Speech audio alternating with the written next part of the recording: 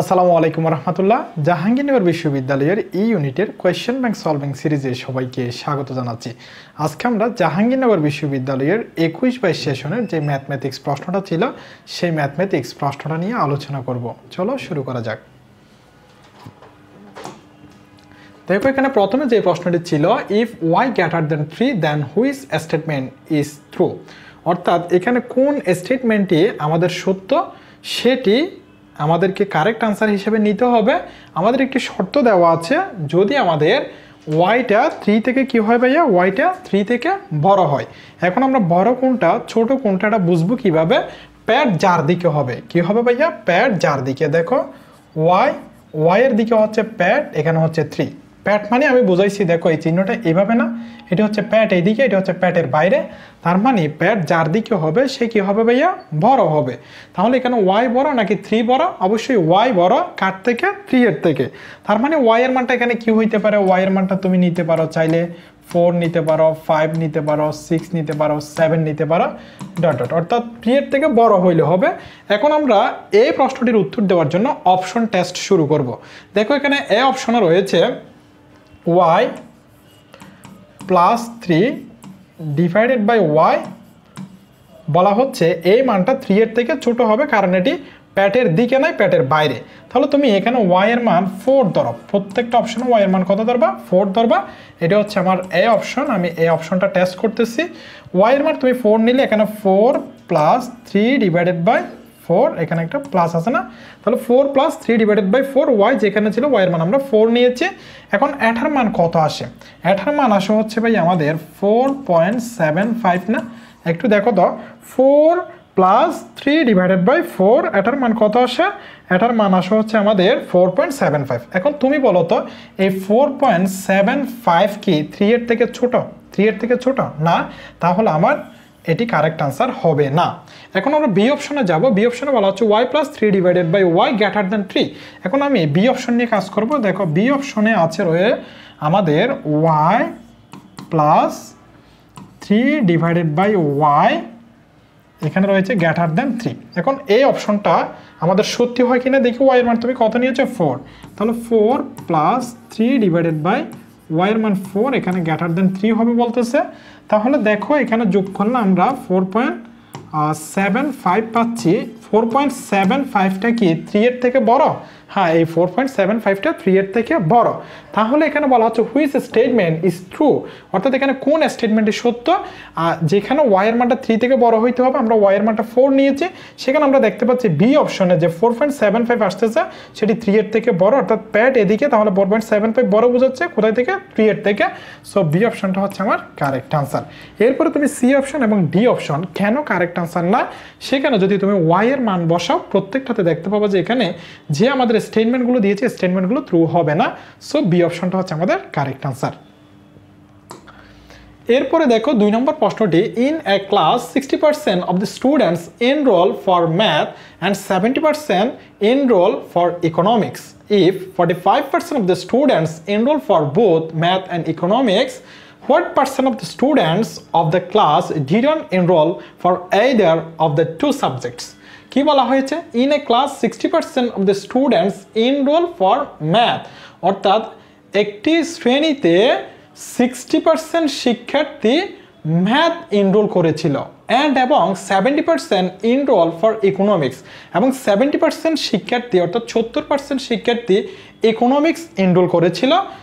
এরপরে বলা হয়েছে if 45% of the students enroll for both math and economics, এখানে 45 জন শিক্ষার্থী এনরোল করেছিল বোথ উভয় ম্যাথ এবং ইকোনমিক্স, অর্থাৎ ম্যাথ এবং ইকোনমিক্স দুইটাই হচ্ছে এনরোল করেছিল 45% শিক্ষার্থী।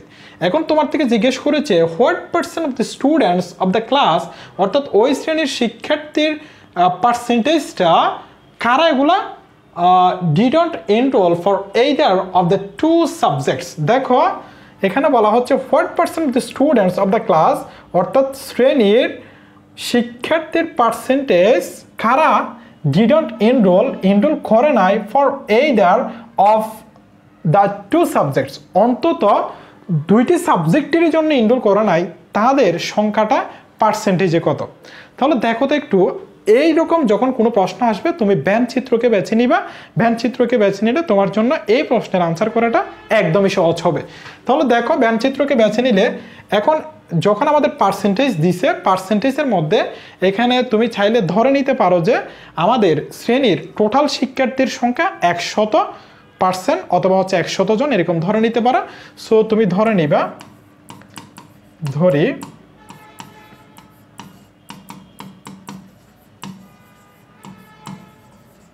মোট শিক্ষার্থী সমান হচ্ছে আমার 100%। ওকে, এখন একটু দেখো আমাদের এখানে 60% শিক্ষার্থী হচ্ছে এনরোল করেছিল কিসের জন্য? ম্যাথের জন্য। দেখো এটি হচ্ছে আমি বলতেছি, এটি হচ্ছে ম্যাথ। হ্যাঁ, ম্যাথের মধ্যে ছিল কারা? 60% শিক্ষার্থী। ওকে, তুমি একটু এটা বাইরে লিখলে আরো সুবিধা হবে, এটা একটু বাইরে লিখো, এটি হচ্ছে ম্যাথ। আচ্ছা, এটি ম্যাথ দিয়ে রাখো আপাতত। এর পরবর্তীতে হচ্ছে আমাদের অ্যান্ড 70% এনরোল ফর ইকোনমিক্স। এখানে আমি একটু এইভাবে লিখতেছি, কেন এইভাবে লিখতেছি সেটা তুমি একটু পরে জানবা। আমি ইকোনমিক্সটা হচ্ছে একটু অন্য কালার দিয়ে দিচ্ছি। হ্যাঁ, এটা হচ্ছে ইকোনমিক্স, সো আমি এটা দিচ্ছি, এটা হচ্ছে ম্যাথ। এরপরে বলা হয়েছে এই 45% of the students enrol for both math and economics. Math এবং ইকোনমিক্স দুইটাই এনরোল করেছিল হচ্ছে এরকম শিক্ষার্থীর সংখ্যা 45%। হ্যাঁ, তাহলে এটা আমি কালো দিয়ে দেখাচ্ছি, এটি হচ্ছে আমাদের 45%, এরা হচ্ছে উভয়, অর্থাৎ তারা ম্যাথও আছে ইকোনমিক্স আছে। দেখো এতটুকু হচ্ছে আমাদের ইকোনমিক্স ছিল, লাল কালারটা আমাদের ম্যাথ ছিল, এবং দুইজনের মাঝখানে মানে হচ্ছে এখানে ম্যাথও আছে ইকোনমিক্সও আছে, এরা হচ্ছে আমাদের 45% শিক্ষার্থী। আচ্ছা, এখন যদি ভাই আমি তোমাকে প্রশ্ন করি, এই যে খালি প্লেস, এই খালি প্লেসের মানটা কত হবে? এই খালি প্লেসের মানটা কত হবে? দেখো একটু আমাদের ম্যাথ, এখানে ম্যাথের মধ্যে ছিল হচ্ছে আমাদের 70% এবং ইকোনমিক্স, সরি ম্যাথের মধ্যে ছিল আমাদের হচ্ছে 60% এবং ইকোনমিক্সের মধ্যে ছিল আমাদের কত পার্সেন্ট? 70%। তাহলে এই খালি জায়গাটা কত হতে পারে? তুমি লিখবা যে এখানে শুধু ম্যাথে, শুধু ম্যাথে কত হবে? শুধু ম্যাথে মানে শুধু ম্যাথ এনরোল করেছিল এরকম শিক্ষার্থীর সংখ্যা কত হবে? এরকম শিক্ষার্থীর সংখ্যা হবে, দেখো এখানে যে এখানে কিছু উভয়ের পার্সেন্টেজ আছে, মানে ম্যাথ এবং ইকোনমিক্স দুইজনের পার্সেন্টেজ আছে। সো এইখানে আমাদের ম্যাথ এবং হচ্ছে ইকোনমিক্সের যেহেতু পার্সেন্টেজ আছে, এই খালি জায়গাটাতে কত হবে? শুধু ম্যাথ। শুধু ম্যাথে মানে হচ্ছে 60% হচ্ছে স্টুডেন্ট ম্যাথের জন্য এনরোল করেছিল। তাহলে 60% মাইনাস এই যে 45%, এই জায়গাটাকে বাদ দিতে হবে সম্পূর্ণ, এটা থেকে এই 45%কে আমি বাদ দিচ্ছি। তাহলে তুমি কত পাচ্ছ ভাই? এখানে তুমি পাচ্ছ হচ্ছে আমাদের 15%, না? হ্যাঁ, 15%। এটি হচ্ছে শুধু ম্যাথে। এখন যদি আমি তোমাকে বলি শুধু ইকোনমিক্স বা অর্থনীতিতে কত? শুধু অর্থনীতিতে হবে আমাদের ইকোনমিক্সের জন্য 70% এনরোল করেছিল, সেখান থেকে আমি যেগুলো বুথ ছিল তাদেরকে বাদ দিচ্ছি। সো এখানে থাকতেছে তোমার কত ভাইয়া? এখানে থাকতেছে হচ্ছে 25%, না? হ্যাঁ, 25%। তাহলে যারা লাল ছিল তারা ছিল ম্যাথ, এই শুধু ম্যাথ পড়তেছে এখানে হচ্ছে ভাইয়া 15%। আবার টোটাল যে ম্যাথ, এটা একটু যোগ করো, 15 আর 45 হচ্ছে কিন্তু আমাদের 60 হচ্ছে। এখন এই ইকোনমিক্সের ভিতরে ছিল হচ্ছে 60%, যেখানে বুথের মধ্যে পড়তেছে 45%, তাহলে এই খালি জায়গাতে পড়বো হচ্ছে 25%। তোমার কাছে যদি এরকম প্রশ্ন হতো শুধু ম্যাথে পড়তেছো কয়জন অথবা শুধু ম্যাথ এনরোল করেছিল কয়জন, শুধু ম্যাথ হবে, টোটাল যে ম্যাথের পার্সেন্টেজটা দেওয়া ছিল সেখান থেকে বুথটা বাদ দিতে হবে, কারণ এই বুথটা বাদ দিলে শুধু ম্যাথেরটা পাওয়া যাবে। শুধু ম্যাথ হচ্ছে আমাদের 15%। আবার যদি বলা হয় শুধু ইকোনমিক্সের ক্ষেত্রে বুথটা বাদ দিতে হবে সম্পূর্ণ ইকোনমিক্স থেকে, তখন এই খালি জায়গাটা মানে হচ্ছে শুধু ইকোনমিক্স বোঝাচ্ছে।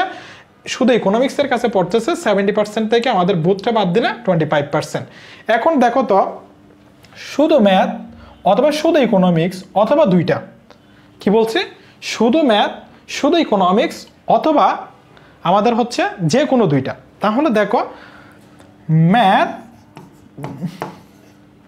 শুধু ম্যাথ বা শুধু অর্থনীতি বা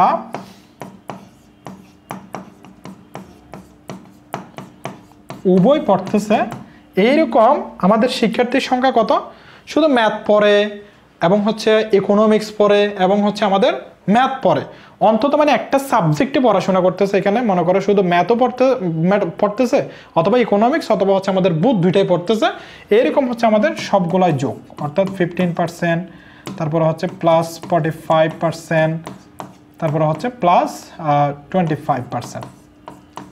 তাহলে আমার কত হয় ভাইয়া, এখানে হচ্ছে আমাদের 44 এর সাথে হচ্ছে 15 এর সাথে হচ্ছে 25 যোগ করলে তাহলে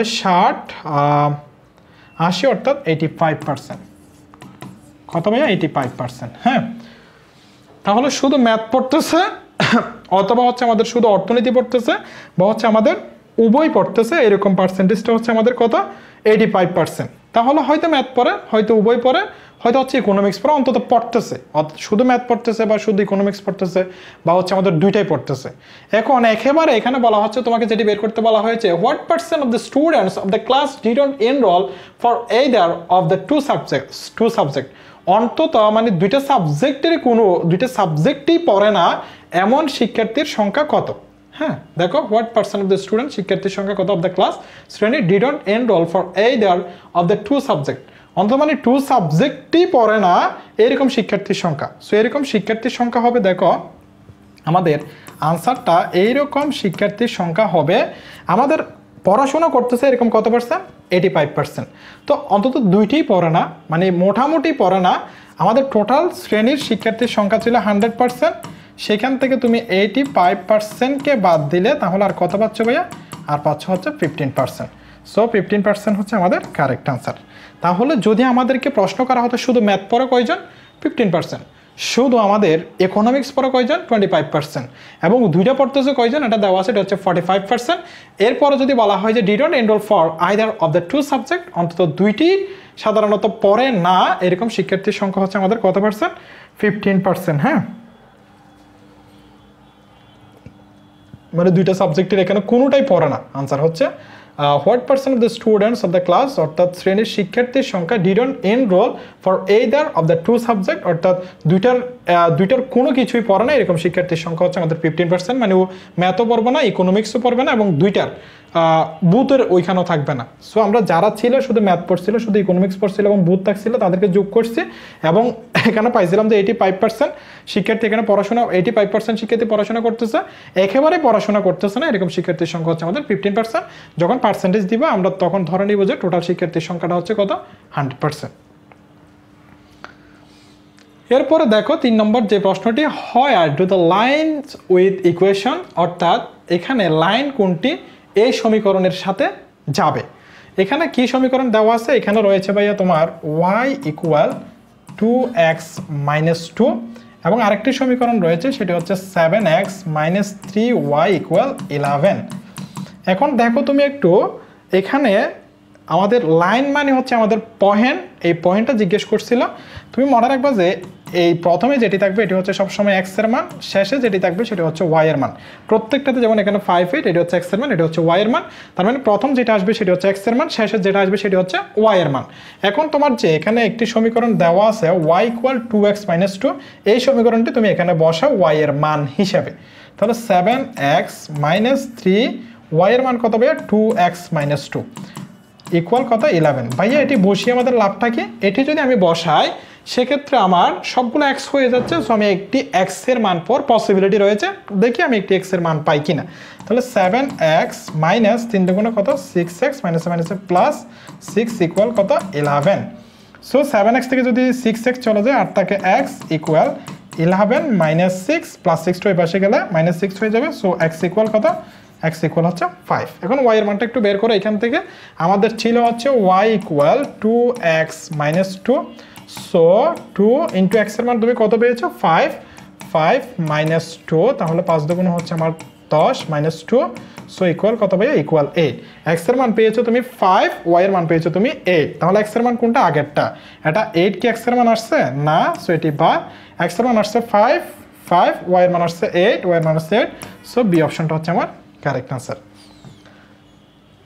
এরপরে দেখো তোমাকে বলা হচ্ছে long distance phone calls cost 10 cents for the first minutes plus 4 cents for each additional minute, which expression value represents the cost of a phone call in cents.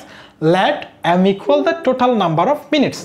দেখো এখানে বলা হচ্ছে লং ডিস্টেন্স ফোন কল অর্থাৎ একটি লম্বা দূরত্বের phone কলে cost খরচ হয় 10 সেন্টস অর্থাৎ 10 সেন্টস খরচ হয় ফর দ্য ফার্স্ট মিনিটস, মানে প্রথম মিনিটের জন্য খরচ হবে আমাদের 10 সেন্টস। একটি লম্বা দূরত্বের ফোন কলে প্রথম মিনিটের জন্য কত?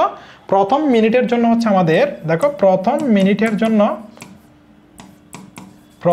মিনিটের জন্য খরচ হবে 10 সেন্টস। ওকে, এরপরে বলা হচ্ছে plus 4 cents for each additional minute. আচ্ছা, মানে অতিরিক্ত মিনিটের জন্য দেখো ফর ইচ অ্যাডিশনাল মিনিট, প্রত্যেক অতিরিক্ত মিনিটের জন্য কত? 4 সেন্টস, মানে প্রত্যেক অতিরিক্ত মিনিট, মানে তুমি যখন 1 মিনিটের পরে যখন কথা বলবা প্রথম মিনিট, এই প্রথম মিনিটের জন্য খরচ হবে 10 সেন্টস। এরপরে যতগুলো অতিরিক্ত মিনিট তুমি কথা বলবা তার জন্য খরচ হবে 4 সেন্টস করে, 4 সেন্টস করে। তাহলে অতিরিক্ত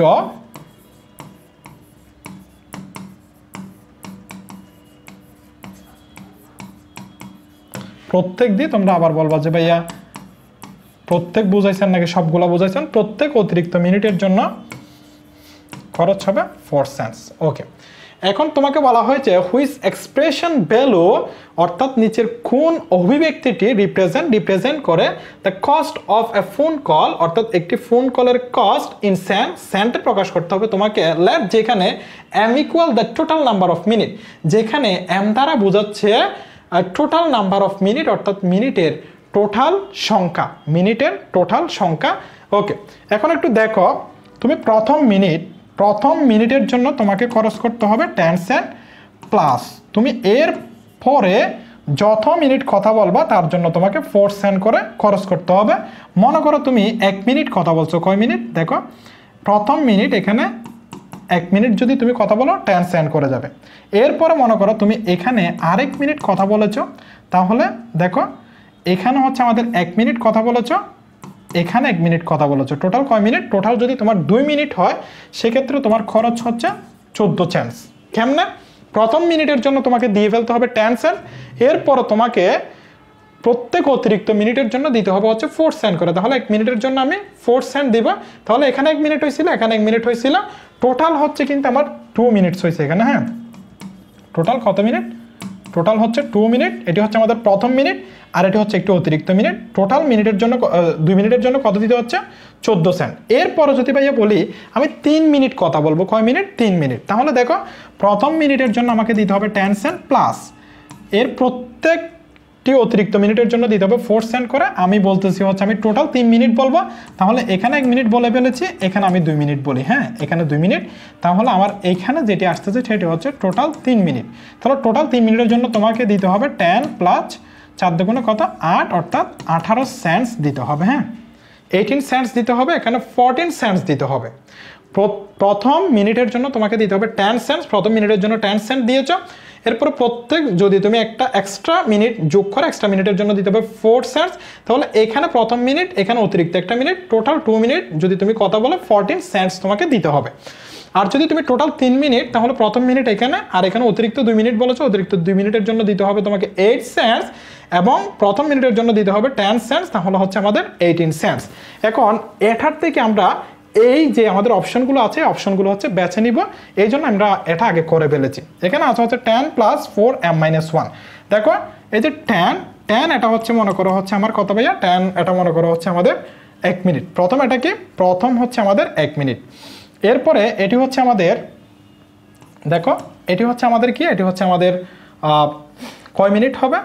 এটি হচ্ছে আমাদের এখানে 1 মিনিট হয়েছে, এইখানে মনে করো হচ্ছে আমরা কথা বলতেছি 2 মিনিট। সো 2 মিনিট হইলে এখানে কথা আসে দেখো তো প্লাস 4 × 2 - 1। হ্যাঁ, তাহলে এখানে আসতেছে 10 প্লাস 2 থেকে 1 চলে গেলে হচ্ছে 1, তাহলে এখানে থাকতেছে কত? 4। তাহলে 10 প্লাস 4 কত হচ্ছে? 10 প্লাস 4 হচ্ছে আমার 14। তাহলে তুমি দেখো তো এখানে m বসাইছো কত? 2, এখানে বসাইছো m বসাইছো কত ভাই? এখানে 2, আর এখানে হচ্ছে আমাদের প্রথম মিনিটের জন্য খরচ করছিল হচ্ছে আমাদের 10 সেন্ট, অতিরিক্ত 2 মিনিট কথা বলতেছ, তাহলে অতিরিক্ত 2 মিনিট কথা বললে এখানে হচ্ছে 2 হয়েছিল, 2 থেকে 1 বাদ গেলে আর 1 থাকে 4 একে 4, তাহলে কত 14 সেন্টস। 14 সেন্টস না, তাহলে 14 সেন্টস হইলে আমাদের এখানে টোটাল তুমি কথা বলতেছো কয় মিনিট, এখানে এখানে 2 মিনিট, এখানে কত, এখানে হচ্ছে 1 মিনিট, তার মানে তুমি যেখানে কথা বলতেছো সেটি হচ্ছে আমার, দেখো এখানে টোটাল কয় মিনিট ছিল, এখানে টোটাল হচ্ছে আমাদের 2 মিনিট ছিল, টোটাল 2 মিনিটের জন্য তোমাকে খরচ করতে হয়েছিল কত 14 সেন্টস। কত সেন্টস ভাইয়া, 14 সেন্টস খরচ করতে হয়েছিল না, হ্যাঁ 14 সেন্টসই খরচ করতে হয়েছিল। এখন আমি তোমাকে যেখানে বলেছিলাম এখানে অতিরিক্ত মিনিটকে আমি 1 দিয়ে কাজ করছিলাম, টোটাল 2 মিনিটের জন্য তোমার খরচ হয়েছিল 14 সেন্টস, কিন্তু এখানে লিখে আছে let M equal the total number of minute, অর্থাৎ যেখানে এম হচ্ছে আমাদের টোটাল মিনিটের সংখ্যাটাই বোঝাচ্ছে, তাহলে তুমি এখানে কথা বলতেছো এম ইকুয়াল তুমি 2 মিনিট, এম ইকুয়াল কত 2 মিনিট, তাহলে 2 মিনিটে কত আসতেছে 10, এটা হচ্ছে আমাদের প্রথম 1 মিনিটের জন্য যেটি খরচ হয়, যাই হোক তোমার শুধু অপশনগুলো দেখতে হচ্ছে এখানে, তাহলে এখানে 10 হয়েছে প্লাস 4 ইন্টু হচ্ছে এম এর মান হচ্ছে তুমি 2 বসাইছো -1, এই 14টা তাহলে আসতেছে কিনা ভাইয়া, 14টা আসতেছে। সো তাহলে এই অপশন যেটি রয়েছে এই অপশনটা হচ্ছে আমার কারেক্ট অ্যান্সার। যারা বুঝো নাই দেখো, তোমার প্রথম মিনিটের জন্য খরচ হবে 10 সেন্টস প্লাস অতিরিক্ত মিনিটের জন্য খরচ হবে হচ্ছে আমাদের 4 সেন্ট করে, তাহলে এটি হচ্ছে অতিরিক্ত মিনিটের জন্য 4 সেন্ট করে খরচ হয়েছে, আমি একটা অতিরিক্ত মিনিট কথা বলছি, তাহলে এখানে 4 সেন্ট, এখানে হয়েছে 10 সেন্ট, তাহলে আমাদের 14 সেন্ট, তাহলে এখানে প্রথম একটা মিনিট, এখানে অতিরিক্ত একটা মিনিট, টোটাল হচ্ছে 2টা মিনিট, কিন্তু এখানে তুমি বিবেচনা করবা না যে এখানে অতিরিক্ত মিনিট কোনটা টোটাল মিনিট কোনটা, আবার দেখো এখানে তুমি বিবেচনা করবা না যে টোটাল মিনিট কোনটা অতিরিক্ত মিনিট কোনটা, তোমাকে এখানে বলে দিচ্ছে হচ্ছে আমাদের এম এর মান হবে আমাদের টোটাল নাম্বার অফ মিনিট, অর্থাৎ মিনিটের মানে টোটাল মিনিটের সংখ্যা, তাহলে মনে করো এম এর মান তুমি 2 নিছো, এম এর মান 2 নিলে তোমার এই 14টা আসে কিনা দেখো, আমরা টোটাল কথা বলবো 2 মিনিট করে, তাহলে এখানে 10 আছে প্লাস 4 ইন্টু এম হচ্ছে 2 মাইনাস কত 1, তাহলে এখানে আসতেছে তোমার 10 প্লাস 4, 2 থেকে 1 চলে গেলে আর 1, তাহলে 10 আর প্লাস যদি তুমি করো তাহলে এক্ষেত্রে হচ্ছে 14, তাহলে তুমি যখন 2 মিনিট কথা বলছিলা সেক্ষেত্রে তোমার আসছিল 14 সেন্টস, এখানেও এম এর মান যখন 2 দিচ্ছ সেখানে আসতেছে 14 সেন্টস, সো তোমার এই অপশনটা হচ্ছে কারেক্ট অ্যান্সার হবে। বুঝছো কথা এখন? এরপরে দেখো, if X dozen X cost Y dollars, what is the cost of Z dozen X. দেখো এখানে বলা হচ্ছে যদি এক্স ডজন ডিমের মূল্য ওয়াই ডলার হয় তাহলে জেড ডজন এর মূল্য কত হবে, তাহলে দেখো এক্স ডজন কি ভাইয়া, এক্স ডজন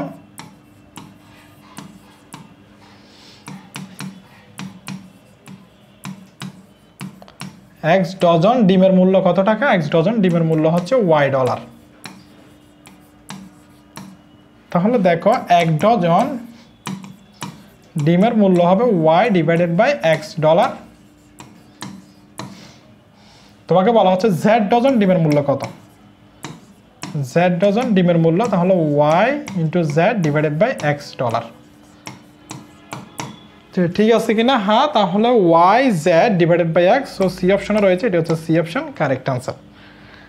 এরপরে দেখো 6 নাম্বার যে প্রশ্নটি রয়েছে 3x square whole square into 2x cube whole cube equal what, তাহলে দেখো এখানে তোমার রয়েছে 3x square whole square into 2x cube whole cube, তাহলে 3 তারিখে কত 9x স্কোয়ার হোল স্কোয়ার মানে x to the power 4 into 2 cube মানে হচ্ছে 8, x কিউব মানে হচ্ছে তোমার x টু দি পাওয়ার 9, কারণ পাওয়ার পরে সরাসরি গুণ, এখানে পাওয়ার পরে সরাসরি গুণ হয়েছে, এখানে পাওয়ার পরে সরাসরি গুণ হয়েছে।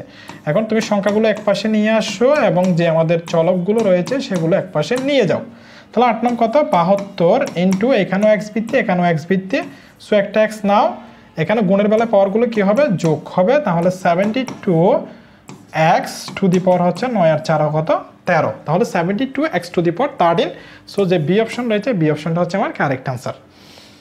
এরপরে দেখো বলা হচ্ছে if the log of 400 is 4 then what is the base, দেখো যদি দ্য লগ অফ 400 অর্থাৎ আমাদের 400 এর লগ যদি হয় 4, ইস মানে মনে রাখবা হচ্ছে সবসময় সমান চিহ্ন, এখানে কি বলা হয়েছে 400 এর লগ হচ্ছে কত 4, 400 এর লগ 4 মানে দেখো লগ 400 ইকুয়াল 4, এখানে বলা হয়েছে then what is the base, এখানে ভিত্তিটা কত, সো ভিত্তিটা হবে এখানে ভিত্তিটা কত আমরা জানি না। তাহলে দেখো 400 এর লগ হচ্ছে আমাদের 4 ইস মানে হচ্ছে আমাদের সমান, সো 4 বসছে, এখানে ভিত্তিটা কত সেটা জিজ্ঞেস করছে। যদি এরকম প্রশ্ন হয় মনে রাখবা যে লগের ক্ষেত্রে এই যে আমাদের এই ভিত্তিটা রয়েছে, ভিত্তির উপর সরাসরি এই মানটা বসে পাওয়ার আকারে, অর্থাৎ এরকম a two the power 4 equal, তাহলে আর কোন সংখ্যা বাকি আছে 400, তো এটি চলে যাবে এই পাশে। তাহলে a two the power 4 equal এই 400কে তুমি হয়তো বেসের সাথে অথবা তুমি হয়তো পাওয়ারের সাথে মিলিয়ে কাজ করলে তোমার মানটা চলে আসবে। তুমি কি কখনো এই 400 থেকে এ পাবা? কখনো পাবা না। সো তোমাকে কি কাজ করতে হবে, তোমাকে এমন একটি মান আনতে হবে যাতে এখানে উপরে 4 থাকে।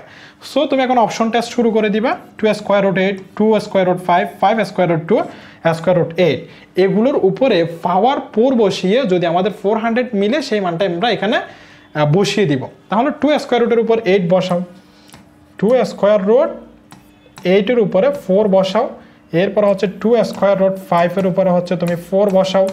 প্রথমে এই দুইটার জন্য বসাও, দুইটার জন্য বসালে কত কত আসে একটু দেখো। তোমার আছে হচ্ছে 2 স্কোয়ার রুট 8 এর উপরে হচ্ছে তুমি কত ভাইয়া 4, তাহলে তোমার এখানে আসতেছে 1024, আবার এখানে আসতেছে 400, তাহলে আমরা কাকে বেছে নিব? এটাকে। সো যেহেতু আমাদের 400 সমান 2 square root 5 whole to the power 4 লেখা যায়, এবং এখানে যেহেতু অপশন আছে আমরা লিখব 2 square root 5 whole to the power কত 4। এখন এটি পাওয়ার পাওয়ার পর সরাসরি বাদ, পাওয়ার পর যদি বাদ হয় বৃত্তি বৃত্তি মিলে যায়, অর্থাৎ বৃত্তি বৃত্তি সমান হয় 2 স্কোয়ার রুট 5 হয়। তাহলে এখানে বৃত্তি ছিল এ, আমরা এখানে চাইলে এক্স ওয়াই জেড যে কোনো কিছু ধরে নিতে পারো তুমি। সো এক্ষেত্রে আমার বেস এসেছে 2 স্কোয়ার রুট 5, এটি হচ্ছে আমার কারেক্ট আনসার। এরপরে দেখো 8 নম্বর যে প্রশ্নটি, the length of 3 arms is given value in which case it is possible to draw a triangle. বলা হচ্ছে দ্য লেন্থ দৈর্ঘ্য অফ 3 আর্মস অর্থাৎ 3টি বাহুর দৈর্ঘ্য ইজ গিভেন ভ্যালু, নিচে দেওয়া আছে in which case it is possible, অর্থাৎ এখানে কোন কেসটি সম্ভব টু ড্র অঙ্কন করতে ট্রায়াঙ্গেল, অর্থাৎ একটি ত্রিভুজ অঙ্কন করতে এখানে নিচের কোন কেসটি পসিবল হবে। যখন ত্রিভুজের বাহুর দৈর্ঘ্য দেওয়া থাকবে মনে রাখবা যে দুইটি বাহুর দৈর্ঘ্য তৃতীয় বাহু অপেক্ষা বৃহত্তর হইতে হবে। কি হইতে হবে ভাইয়া? দুইটি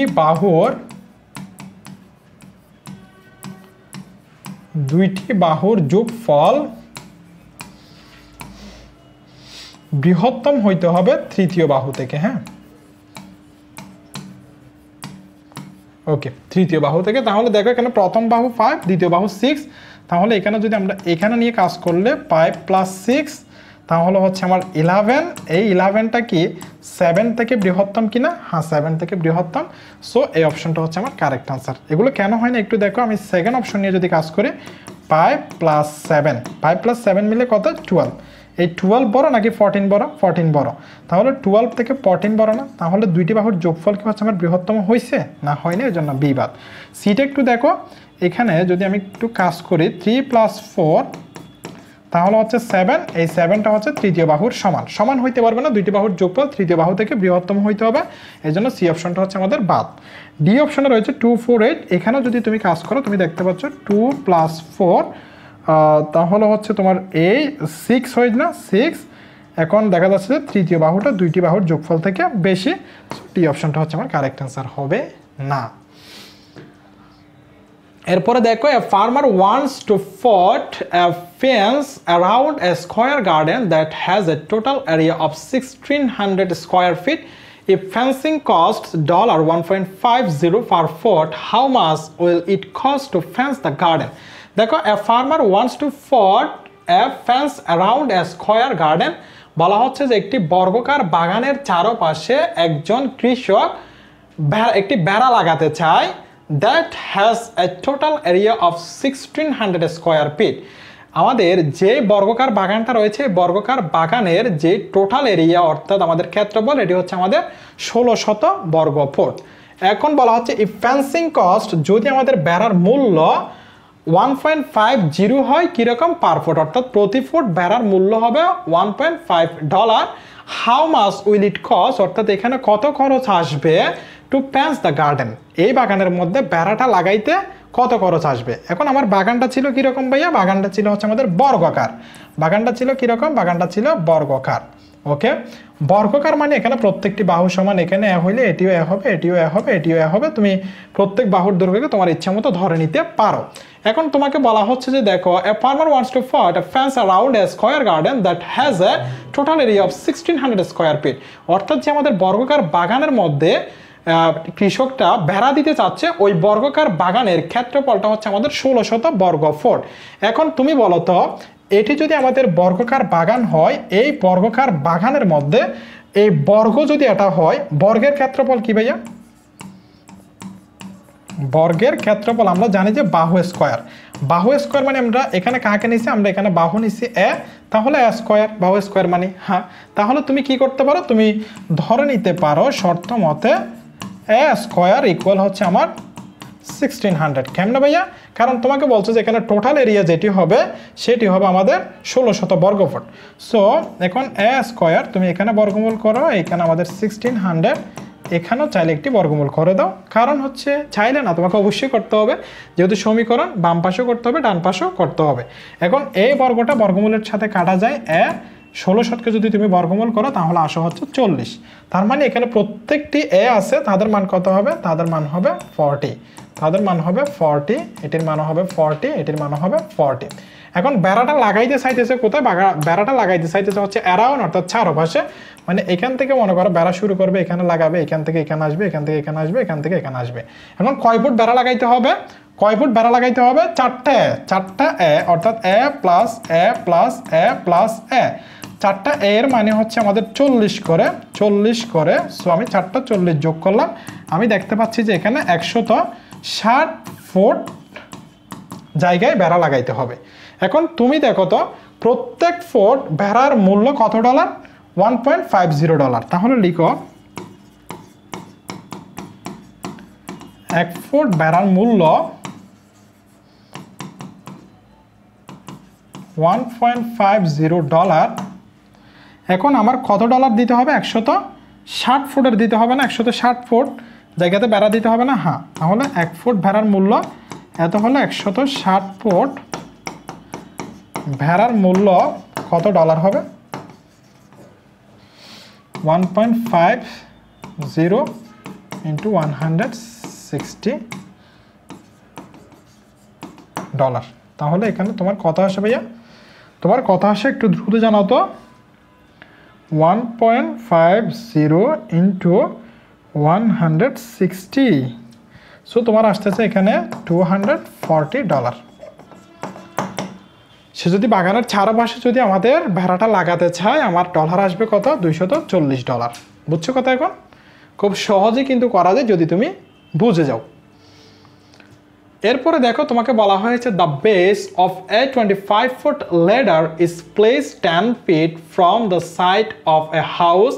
How high does the ladder reach? তোমাকে বলা হচ্ছে দেখো, the base of a 25 foot ladder is placed 10 feet from the side of a house. দেখো, the base of a 25 foot ladder, অর্থাৎ একটি আমাদের ladder মানে হচ্ছে আমাদের মই, অর্থাৎ একটি 25 ফুট। তুমি দেখো, the base of A 25 foot ladder, অর্থাৎ একটি 25 ফুট আমাদের মই এর ভিত্তি, একটি 25 ফুট মইয়ের ভিত্তি ইজ প্লেসড, স্থাপন করা হয় 10 feet from the side of a house, অর্থাৎ একটি বাড়ি থেকে 10 ফুট দূরত্বে। দেখো, from the side of a house, অর্থাৎ একটি বাড়ি থেকে 10 ফুট দূরত্বে একটি মইয়ের ভিত্তি স্থাপন করা হয়। হ্যাঁ, মনে করো এটি হচ্ছে আমাদের মইয়ের, এটি হচ্ছে মইয়ের ভিত্তি এখানে স্থাপিত হবে। এটি কি? এটি হচ্ছে মইয়ের ভিত্তি। এটি কি ভাইয়া? এটি হচ্ছে মইয়ের ভিত্তি। আচ্ছা, এই মইয়ের ভিত্তিটা স্থাপন করা হয়েছে, মনে করো এটি হচ্ছে আমাদের বাড়ি। এটি কি? এটি হচ্ছে আমাদের বাড়ি। বাড়ি থেকে কত ফিট দূরে? 10 ফিট দূরে। দেখো, এটি হচ্ছে, আমি বলতেছি এটি কত ফিট, এটি হচ্ছে আমার 10 ফিট। এটি হচ্ছে বাড়ি থেকে 10 ফিট দূরে মইয়ের একটি ভিত্তি স্থাপন করা হয়েছে। এখন বলা হচ্ছে মইটা কত? 25 ফুট ladder, অর্থাৎ একটি 25 ফুট মইয়ের ভিত্তি। তাহলে মইটা কিভাবে যায়? মইটা মনে করো এখানে আমি স্থাপন করছি এইভাবে। তাহলে এটি মইয়ের দৈর্ঘ্য না, এটি হচ্ছে 25 ফিটের একটি মই। ওকে, এখন বলা হচ্ছে তোমাকে how high does the ladder reach, অর্থাৎ কত উচ্চতায় পৌঁছাবে এই মইটি। উচ্চতা হইলে মানে এখান থেকে সে কত উচ্চতায় পৌঁছাইছে, তাহলে এখান থেকে আমি এই উচ্চতাটা হিসাব করতে পারি। দেখো কিনা, দেখো মইটা ছিল এখানে, হ্যাঁ এখান থেকে সে এত উচ্চতা, তার মানে উচ্চতাটা আমার এতটুকু হয়েছে, উচ্চতাটাকে আমি ধরতেছি হচ্ছে এইচ। এখন তুমি দেখো তো, এটি যদি তুমি একটি বিবেচনা করো তাহলে এটি একটি 90 ডিগ্রি কোণ না? আর কোন একটি যদি ত্রিভুজ যদি তুমি পাও, ওই ত্রিভুজের মধ্যে যদি একটি সমকোণ থাকে তখন সেটিকে কি বলা হয়? সমকোণী ত্রিভুজ বলা হয়। সমকোণী ত্রিভুজের ক্ষেত্রে তুমি পিথাগোরাসের উপপাদ্য অ্যাপ্লাই করতে পারো কিনা? অবশ্যই পারো। সো তুমি লিখবা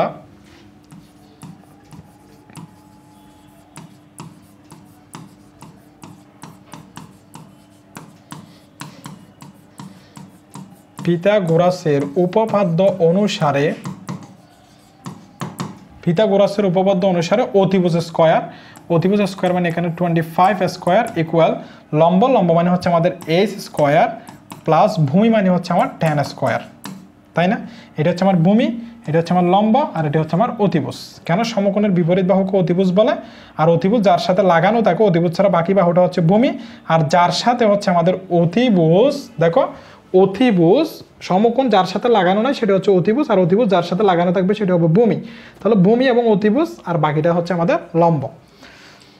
এখন আমি বের করবো কি এইচ এর মান, তাহলে এদিকে নিয়ে আসো, H square plus tan square equal to হচ্ছে আমার 25 স্কয়ার। সো তুমি এইচ বের করবে, এইচ স্কয়ারটা এখানে রাখো, 25 স্কয়ার মাইনাস tan স্কয়ার।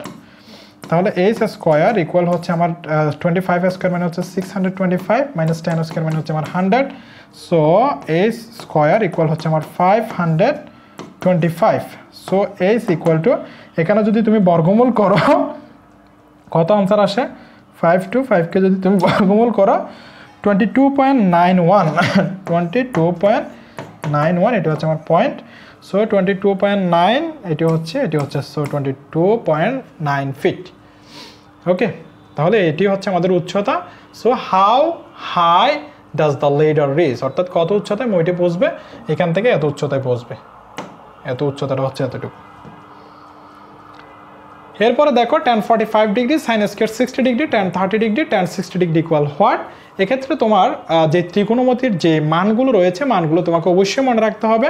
তুমি মনে রাখতে পারো, তুমি বিভিন্ন কেজে মনে রাখতে পারো, এই সম্পর্কে তুমি অনেকগুলো ভিডিও পেয়ে যাবে। যদি তুমি মনে না থাকে তুমি ভিডিওগুলো দেখে মনে রাখতে পারো, তোমার এই মানগুলো মনে রাখা খুবই জরুরি। সো মানগুলো মনে রাখতে হবে যেভাবে হোক। tan 45 ডিগ্রির মান আমরা জানি যে হচ্ছে ভাইয়া 1 ইন্টু সাইন 60 ডিগ্রির মান হচ্ছে আমাদের √3 ডিভাইডেড বাই 2। এখানে স্কয়ার রয়েছে, সো উপরে স্কয়ার দিয়ে দাও, ইন্টু tan 30 ডিগ্রি। tan 30 ডিগ্রির মান তুমি জানো যে হচ্ছে 1 ডিভাইডেড বাই √3 ইন্টু tan 60 ডিগ্রির মান তুমি জানো যে হচ্ছে ভাইয়া √3। ওকে, এখন এই নিচের √3 এবং উপরে √3 কাটা যায়, 1 দেওয়া যে কথা না দেওয়া একই কথা। এখন তুমি আলাদা আলাদাভাবে হচ্ছে বর্গগুলো দিয়ে দাও, এখানে √3 স্কয়ার, এখানে হচ্ছে আমার 2 স্কয়ার। তাহলে এই বর্গে বর্গমূল কাটা যায়, উপরে থাকা হচ্ছে 3, এখানে হচ্ছে 2 দ্বিগুণ হচ্ছে 4। সো 3 ডিভাইডেড বাই 4, এখানে যে বি অপশনটা রয়েছে, বি অপশনটা হচ্ছে আমাদের কারেক্ট আনসার। এরপরে দেখো, Corey purchase a frying pan that was on sale for 30% off, she saved $3.75 with the sale, what was the original price of the frying pan. দেখো কোরি পারচেজ ক্রয় করেছিল একটি ফ্রাইং প্যান ক্রয় করেছিল that was on sale for 30% of, যেটি 30% ছাড়ে বিক্রি হচ্ছে, এইরকম একটি ফ্রাইং প্যান কোরি ক্রয় করেছিল। সে সেভড $3.75 উইথ দ্য সেল, এবং সে বিক্রয়ের সাথে $3.75 কি করেছিল? সেভ করেছিল। এখন তোমাকে বলা হচ্ছে what was the original price of the frying pan, এই ফ্রাইং প্যানের অরিজিনাল প্রাইসটা কত ছিল? ওকে, তাহলে দেখো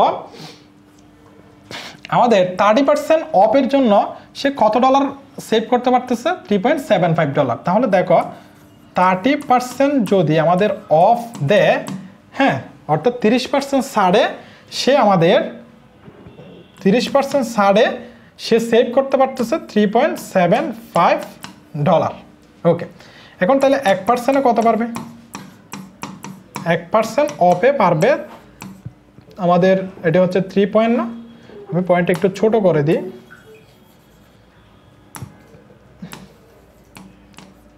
3.75, তাহলে এটি হবে 3.75 ডিভাইডেড বাই কত আমাদের, এটা হচ্ছে 30।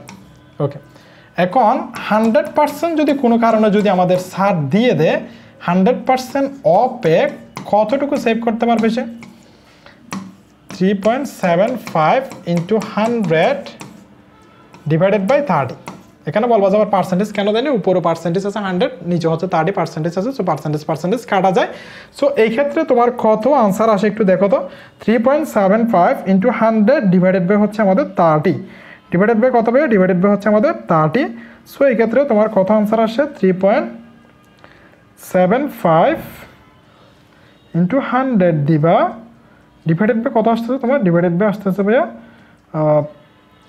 12.5 কত 12.5 তোমাকে আমি একটু বুঝাই 30% ছাড়া যখন বিক্রয় করা হচ্ছে সে 30% ছাড়া যখন সে ক্রয় করেছিল তখন তার সেভ হয়েছিল 3.75 আবার 100% ছাড়া যখন তোমাকে দিয়ে দিচ্ছে তখন তার সেভ হবে কত 12.5 এখন একটু তুমি একটু দেখো তো 100% ছাড়া যদি দিয়ে দেয় উনি কিছু পাবে মানে 100% ছাড়া যে বিক্রি করতেছো কোনো কিছু পাবে না তা 100% ছাড়া দিয়ে দেওয়া মানে হচ্ছে তোমাকে ফ্রিতে দিয়ে দেওয়া আর যদি ওই জিনিসটা যদি ফ্রিতে দিয়ে দিলে তোমার কত সেভ হচ্ছে 12.5 যেটি তোমার সেভ হচ্ছে তোমার যদি ওইটা কিনতে হইতো তখন কত টাকা খরচ হইতো এই যে $12.5 তোমার খরচ হইতো না অবশ্যই খরচ হইতো তোমাকে যখন 30% ছাড়া বিক্রি করে দিচ্ছে তখন তোমার সেভ হচ্ছে $3.75 আর যখন 100% সে যখন তোমাকে ফ্রিতে দিয়ে দিবে তখন তোমার সেভ হচ্ছে কত 12.5 ফ্রিতে দিয়ে দেওয়া মানে তার থেকে যদি তোমাকে সেটা কিনতে হইতো তখন কত ডলার দিয়ে কিনতে হইতো $12.5 দিয়ে কিনতে হইতো না হ্যাঁ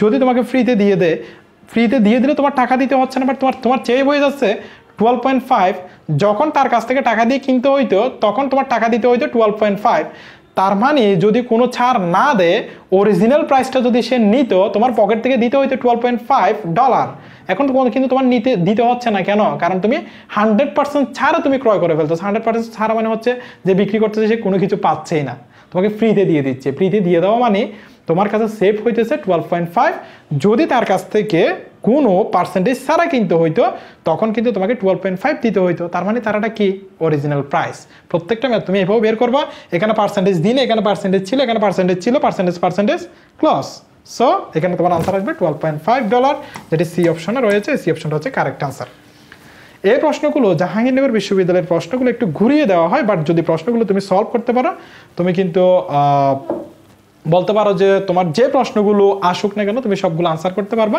কারণ জাহাঙ্গীরনগর বিশ্ববিদ্যালয়ের প্রত্যেকটা বছরের প্রশ্নগুলো অ্যানালাইসিস করলে দেখতে পাবা এখানে ভিন্ন ভিন্ন টপিক থেকে প্রশ্নগুলো দেওয়া হয় একটি টপিক থেকে খুবই রেয়ার কোয়েশ্চেন হয়েছে যে মানে দুইটি প্রশ্ন দিয়েছে মানে একটা টপিক থেকে একটি প্রশ্ন এরকম একটি ধারা থেকে প্রশ্ন একটি জ্যামিতির মনে করো সমকোণী ত্রিভুজ থেকে প্রশ্ন তার পরবর্তীতে মনে করো এটি হচ্ছে আমাদের শতকরা থেকে প্রশ্নটা এসেছিল যেমন এর আগে যে প্রশ্নটা দিয়েছে এই প্রশ্নটা হচ্ছে আমাদের ত্রিকোণমিতি থেকে দিয়েছিল আবার এই প্রশ্নটা দেখো এই প্রশ্নটা হচ্ছে আমাদের ত্রিকোণমিতি বলা যায় বাট সমকোণী ত্রিভুজ থেকে দিয়েছে এরপরে দেখো এই জিনিসটা কিন্তু আমাদের জ্যামিতি থেকে দেওয়া হয়েছে এর পরবর্তী দেখো এই প্রশ্নটা কিন্তু তোমাকে ত্রিভুজ থেকে দেওয়া হয়েছে তো প্রত্যেকটা টপিক কিন্তু তোমাকে এখানে টাচ করে যাইতে হবে হ্যাঁ ওকে এরপরে 13 অর্থাৎ 13 নম্বর যে প্রশ্নটি রয়েছে এখানে 3 friends A, B and C have lunch together অর্থাৎ এখানে তিনজন বন্ধু A, B, C রয়েছে তারা একত্রে কি করবে লাঞ্চ করবে ওকে A has 14 slice of a bread অর্থাৎ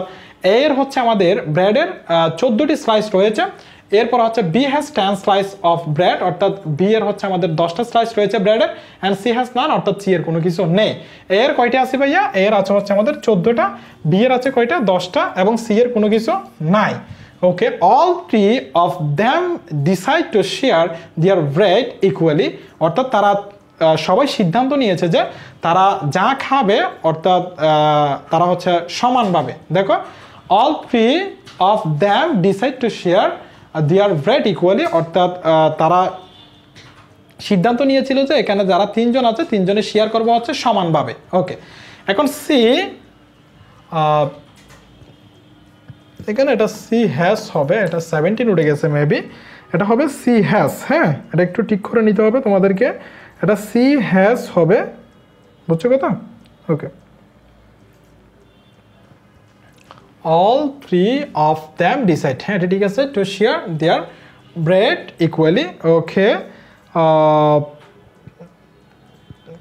দেয়ার ব্রেড ইকুয়ালি তারা হচ্ছে সিদ্ধান্ত নিয়েছিল যে তারা হচ্ছে ব্রেডটা সমানভাবে শেয়ার করবে এবং C has gives a sum of $4 to be split between A and B for, এটা হচ্ছে দেখা যাচ্ছে না, এটা হচ্ছে for providing him lunch what is S share in the $4। দেখো এখানে বলা হচ্ছে তিনজন ফ্রেন্ড ছিল, এটি বুঝতে পারতেছো। এ যে বন্ধুটা ছিল তার কাছে হচ্ছে ব্রেডের 14টা স্লাইস ছিল এবং বি যে বন্ধুটা ছিল তার কাছে হচ্ছে 10টা স্লাইস ছিল এবং সি এর কোনো কিছু ছিল না এবং তারা সিদ্ধান্ত নিয়ে এসেছে তারা সমানভাবে ব্রেডগুলো কি করবে, খাবে, অর্থাৎ শেয়ার করবে। এখন C has gives a sum of $4 to be split between A and B for providing him lunch। দেখো সি দিয়েছিল a sum of $4, অর্থাৎ 4 টাকার একটি সমষ্টিতে, মানে 4 টাকার মধ্যে বলতে পারো, 4 টাকার মধ্যে সি দিয়েছিল টু বি স্প্লিট, মানে বন্টন করতে দিয়েছিল বিটুইন দুইজনের মাঝে, কারা দুইজন, এ অ্যান্ড বি, অর্থাৎ এবং বি এর মাঝে $4 দিয়েছিল, সি দিয়েছিল ফর প্রোভাইডিং হিম লাঞ্চ, মানে তাকে লাঞ্চ করানোর জন্য সে হচ্ছে আমাদের $4 দিয়েছিল এবং বিকে বন্টন করতে দিয়েছিল যে মানে তোমরা এগুলো নাও আমাকে লাঞ্চ করো, এরকম বলা যায়। তার পরবর্তীতে বলা হচ্ছে what is S share in the $4, অর্থাৎ এই $4 মধ্যে এর শেয়ারটা কত। এখন তোমাদের মনে প্রশ্ন আসতে পারে ভাইয়া টাকাটা দিয়েছিল হচ্ছে আমাদের সি, বাট এখানে এ কেমন হচ্ছে শেয়ার পাবে। একটু দেখো এখানে মোট আমাদের স্লাইস কয়টা ছিল দেখো তো, মোট স্লাইস কয়টা ছিল, টোটাল মোট স্লাইড ছিল আমাদের 10 প্লাস 14, তাহলে কয়টি, 24টি। ওকে, এখন বন্ধু কয়জন, 3 জন। তারা যদি সমানভাবে যদি শেয়ার করে, দেখো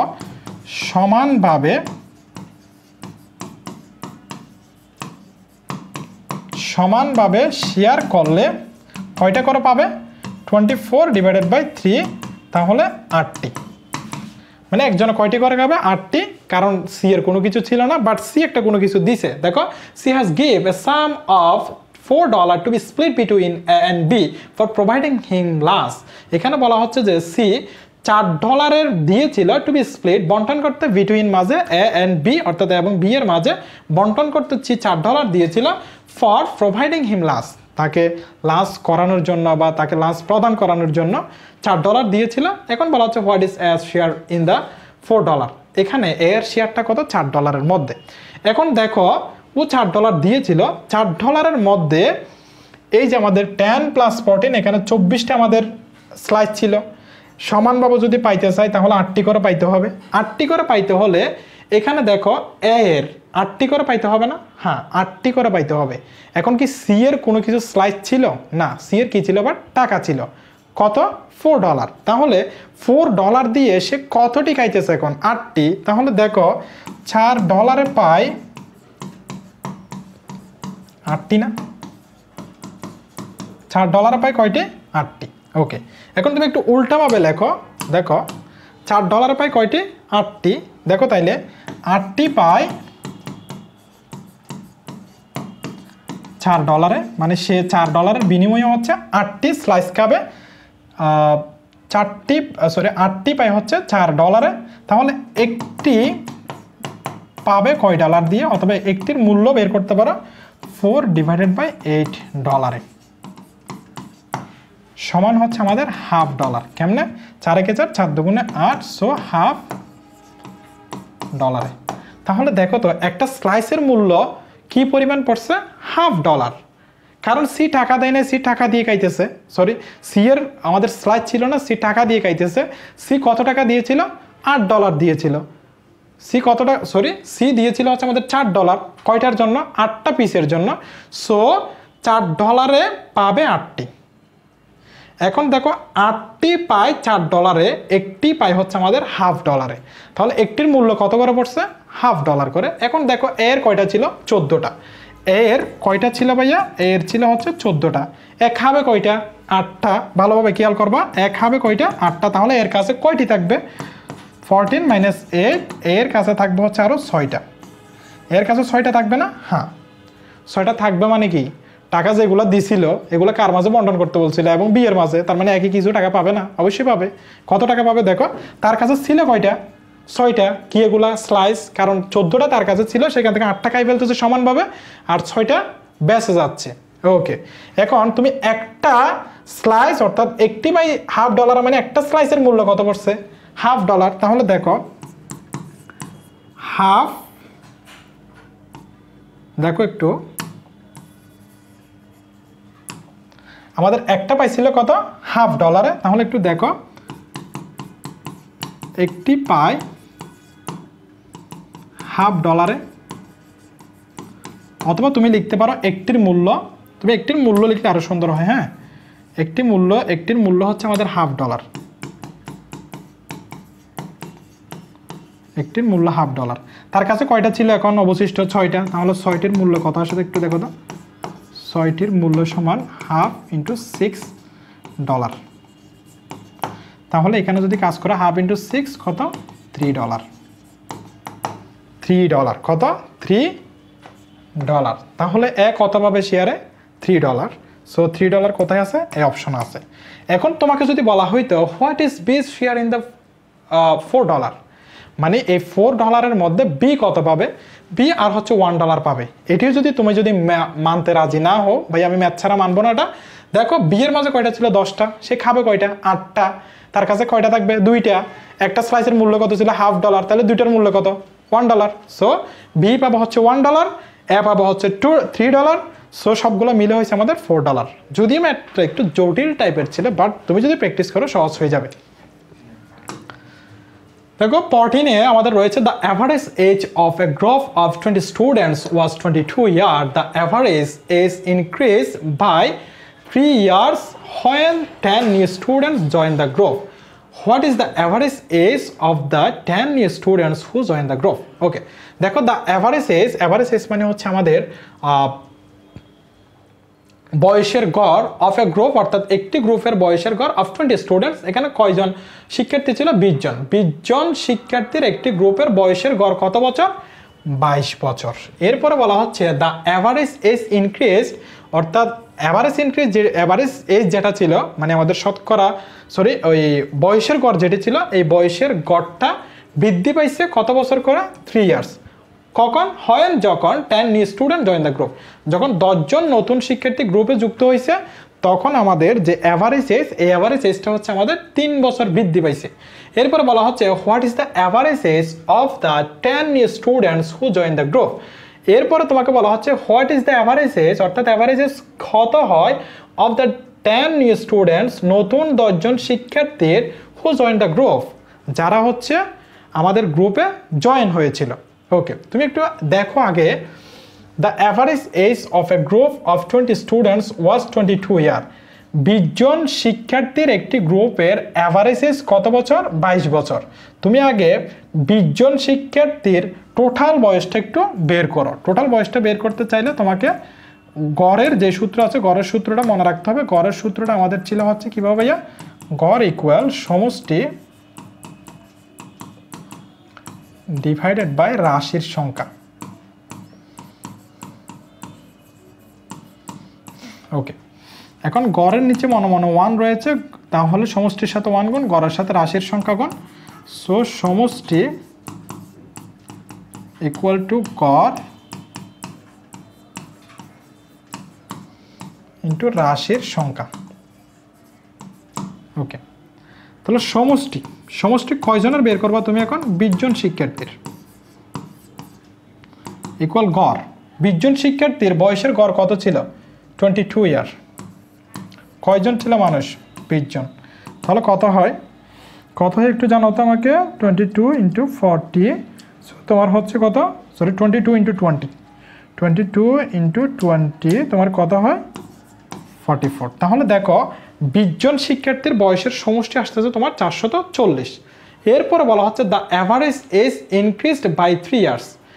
এখন অ্যাভারেজ এজটা 3 বছর বৃদ্ধি পাবে when the new student join the group, যখন নতুন when 10 new students join the group, যখন নতুন 10 জন শিক্ষার্থী যুক্ত হয়। দেখো 10 new student join the group, অর্থাৎ যখন নতুন 10 জন শিক্ষার্থী গ্রুপে যুক্ত হয়। তাহলে দেখো সেকেন্ড পার্টে অর্থাৎ এই ম্যাথের টু এন্ড পার্ট, এই টু এন্ড পার্টটা আমি এইখানে দিচ্ছি, দেখো টু এন্ড পার্ট বলে লিখবা তুমি। টু এন্ড পার্টে যেখানে বলা হচ্ছে যে এখন 10 জন শিক্ষার্থী গ্রুপে যুক্ত হবে, তার মানে এখন মোট শিক্ষার্থী টু এন্ড পার্টে কত হবে? আগে ছিল হচ্ছে 20 প্লাস এখন হচ্ছে 10, তাহলে হচ্ছে আমার 30 জন। এই 30 জনের ক্ষেত্রে অ্যাভারেজ এজ বা হচ্ছে আমাদের গড় বয়স যেটি আছে এটি কত হবে? গড় বয়স আগে ছিল 22 বছর, এখন হবে কত করে? 3 করে বৃদ্ধি পাবে, সো এখন গড় বয়স হবে 25 করে। হ্যাঁ, তাহলে তোমার গড় বয়সও আছে, মোট শিক্ষার্থীও আছে। তাহলে তোমার মোট শিক্ষার্থীর সমষ্টিটা একটু বের করো, বয়সের সমষ্টি কত জনের জন্য বের করবা? 30 জনের জন্য বের করবা। তাহলে সমষ্টি ইকুয়াল আমরা জানি যে গড় ইন্টু রাশির সংখ্যা। হ্যাঁ, তাহলে এখানে গড় কত? গড় হচ্ছে আমার 25 ইন্টু রাশির সংখ্যা হচ্ছে 30। তাহলে 25 ইন্টু 30 কত হবে? 25 ইন্টু 30 তোমার হয় হচ্ছে 750। আচ্ছা, এখন তোমাকে বলা হচ্ছে যে what is the average age of the 10 new students, অর্থাৎ নতুন 10 জন শিক্ষার্থীর অ্যাভারেজ এজটা কত? তোমার নতুন 10 জন শিক্ষার্থীর অ্যাভারেজ এজ জানার জন্য শিক্ষার্থীর সংখ্যা 10 জন সেটি পাইছো, বাট মোট বয়সটা লাগবে না। হ্যাঁ, মোট বয়সটা তুমি কিভাবে পাবা? আমি একটু এইদিকে লিখি। 10 জন শিক্ষার্থীর ক্ষেত্রে মোট বয়সটা পাবা, দেখো সমষ্টি 30 জন থেকে সমষ্টি যদি 20 জন বাদ দাও, তাহলে 10 জনের সমষ্টি কি পাবা না ভাইয়া? এখানে 20 জনেরটা বাদ দিবা। সমষ্টি 30 জনের মধ্যে বয়সের সমষ্টি কত আসছে? 750 মাইনাস 20 জনের বয়সের সমষ্টি কত? 440। তাহলে 750 থেকে 440টা বাদ দাও, কত আসে? 310। তাহলে এই 310 জনটা কার সমষ্টি? 10 জনের বয়সের সমষ্টি 310 আসছে। তাহলে 10 জন বয়সের সমষ্টি আসছে 310। এখন গড়টা বের করে ফেলো। গড় আমি একটু এইদিকে লিখতেছি, গড় আমি করতেছি এখন 10 জনের জন্য যারা কি হয়েছিল, যারা হচ্ছে আমাদের নতুন করে জয়েন হয়েছিল, এই 10 জন। সো গড় ইকুয়াল সমষ্টি কত? 310। রাশির সংখ্যা কত? রাশির সংখ্যা হচ্ছে আমাদের 10 জন। সেক্ষেত্রে গড় বয়স কত আসবে? 31 করে, কারণ A0 এবং A0 কাটা, সো 31। বি অপশন রয়েছে, বি অপশন হচ্ছে আমাদের 31 রয়েছে, 31 হচ্ছে আমাদের কারেক্ট আনসার। এরপরে দেখো, if Ruby works to work at a rate of 2 miles per hour but she walks home by the same road at a rate of 3 miles per hour, what is Ruby's average walking rate in miles for the round trip? দেখো এখানে বলা হয়েছে if Ruby works to work, Ruby কর্মক্ষেত্রে যায় at a rate of 2 miles per hour, ঘন্টায় 2 mile করে যায় Ruby যখন কর্মক্ষেত্রে যায়, বাট কিন্তু শি ওয়ার্কস হোম, সে বাড়িতে যায় বাই দ্য সেম রুটে, একই রুটে, at a rate of 3 miles per hour, অর্থাৎ প্রতি ঘন্টায় 3 মাইল করে যায়। What is Ruby's average walking rate in miles for the round trip?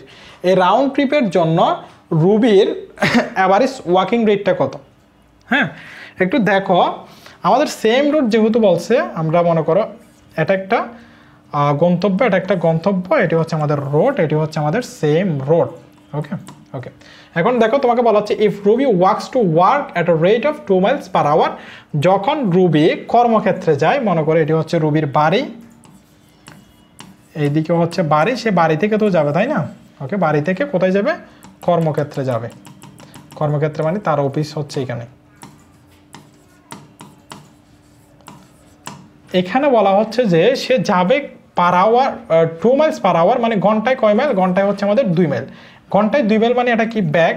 তাহলে সে যখন বাড়ি থেকে কর্মক্ষেত্রে যাচ্ছে, সেক্ষেত্রে তোমার ব্যাক হচ্ছে 2 miles hour, 2 miles hour মানে পার আওয়ার আছে, 2 miles per hour।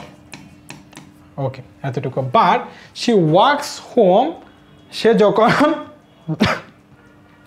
বাড়িতে আসে বাই দ্য সেম রোডে at a rate of 3 miles per hour, সে যখন এই কর্মক্ষেত্র থেকে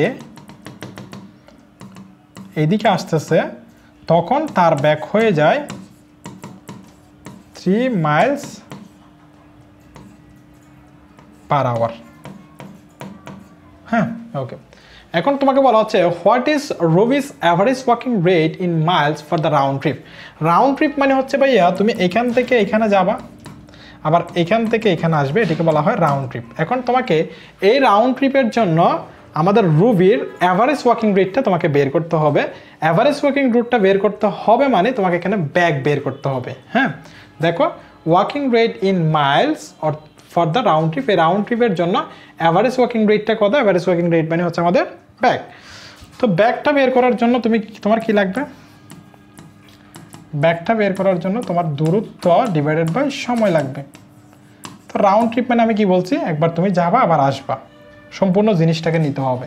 সো এইখানে দূরত্ব যদি তুমি হিসাব করো তাহলে দূরত্বের ক্ষেত্রে তুমি দেখতে পাচ্ছ যে এই রোডের দূরত্ব যতটুকু, এই রোডের দূরত্ব ততটুকু, কারণ রোড সেম। সো এটাকে আমি ধরেছি এক্স, তাহলে এই রোডের দূরত্ব হবে এক্স। তাহলে টোটাল দূরত্বটা এখানে কত হয়েছে? X plus x.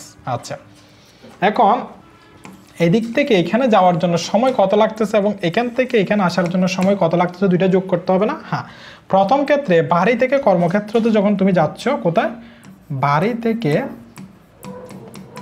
কর্মক্ষেত্রতে যখন তুমি যাচ্ছ তখন তোমার কত সময় লাগতেছে? আমরা ব্যাগের একটা সূত্র জানি, ব্যাগ ইকুয়াল টু হচ্ছে দূরত্ব ডিভাইডেড বাই সময়। সো এখান থেকে যদি তুমি সময় বের করতে চাও তাহলে তাকে হচ্ছে দূরত্ব ডিভাইডেড বাই ব্যাক। এখন দূরত্বটা কত ভাইয়া? দূরত্বটা হচ্ছে তোমার এক্স, ব্যাকটা কত করে? 2 করে। ওকে, এরপরে যখন তুমি আবার কর্মক্ষেত্র থেকে বাড়িতে আসতেছ,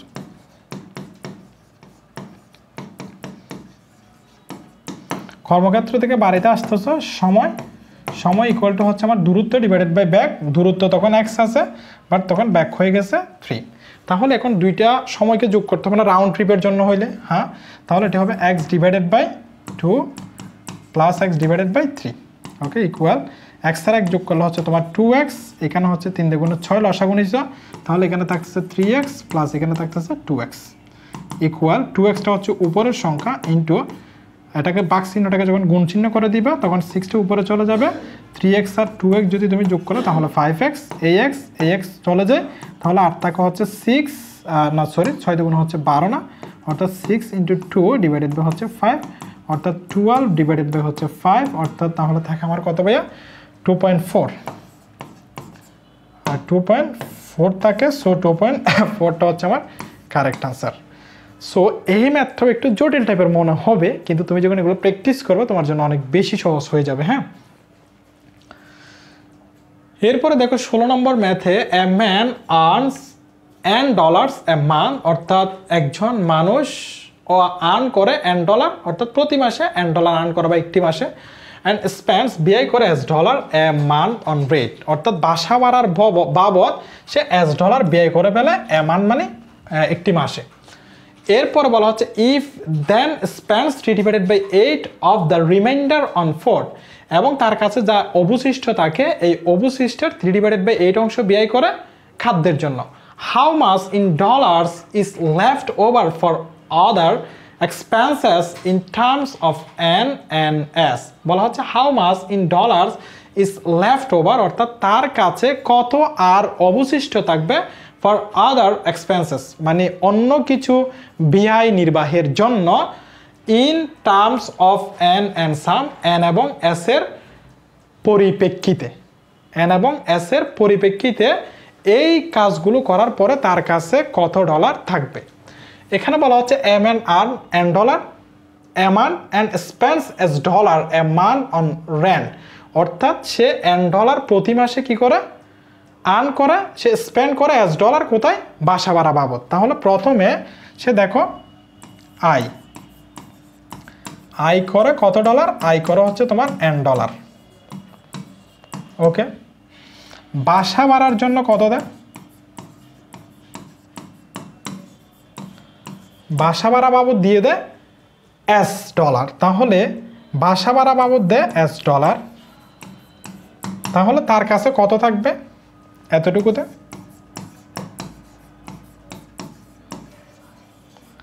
তার কাছে থাকবে n মাইনাস এস ডলার, কারণ n থেকে কি করছে এস ডলারকে সে বাদ দিছে।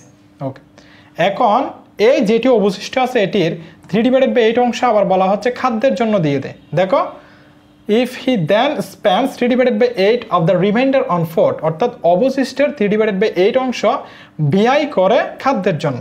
তাহলে দেখো, খাদ্যের জন্য হচ্ছে n মাইনাস এস, এটা হচ্ছে অবশিষ্ট এর 3/8 অংশ। ওকে, এখন বলা হচ্ছে how much in dollar is left over for other expenses, মানে অন্য কিছু ব্যয় করার জন্য তার কাছে কত ডলার থাকবে, এটি জিজ্ঞেস করা হয়েছে এন এবং এস এর পরিপ্রেক্ষিতে। এন এবং এস এর পরিপ্রেক্ষিতে এখানেও যা আছে এন এবং এস ই দেওয়া আছে, এখান থেকে কোনো একটা অপশন তোমাকে বেছে নিতে হবে। আচ্ছা দেখো তো, তার কাছে ছিল প্রথমে কত, এন ডলার ছিল। তাহলে দেখো আমি সম্পূর্ণটা বের করে ফেলতেছি, অবশিষ্ট তার কাছে কত থাকবে, এটা তার কাছে ছিল এন ডলার মাইনাস কি কি কাজ করছে, এস ডলার হচ্ছে বাসা ভাড়াও দিছে। ওকে, প্লাস এন মাইনাস এস এর, দেখো এন মাইনাস এস এর 3/8 অংশ মানে ইন্টু 3/8 অংশ। দেখো এই এন থেকে এই যে আমাদের S plus N minus S into 3/8 অংশ এগুলা ব্যয় করে ফেলছে, এস ডলার দিছে বাসা ভাড়া বাবদ, এবং হচ্ছে এন মাইনাস এস এর অবশিষ্টের 3/8 অংশ দিচ্ছে হচ্ছে খাদ্যের জন্য। তার কাছে টোটাল ছিল কত, এন। এখন তার কাছে আর কত থাকবে, আবার দেখো সম্পূর্ণ যেটা ছিল সেটা এন, আমি বাদ দিছি খাদ্য এবং কাকে, খাদ্য এবং হচ্ছে বাসা ভাড়া বাবদ দুইটাকে যোগ করে বাদ দিয়ে দিছি। তাহলে তার কাছে আর কত থাকতেছে দেখো, এখন একটু N minus S plus minus minus N minus S into হচ্ছে 3/8 হচ্ছে ভাইয়া 8। ওকে, এখন একটু তুমি যদি 8কে লসাগু নাও, এখানে নিচে মনে মনে 1 আছে, সো 8কে যদি 1 দিয়ে ভাগ করে 8ই থাকে, তাহলে এখানে থাকতেছে হচ্ছে 8n মাইনাস 8s।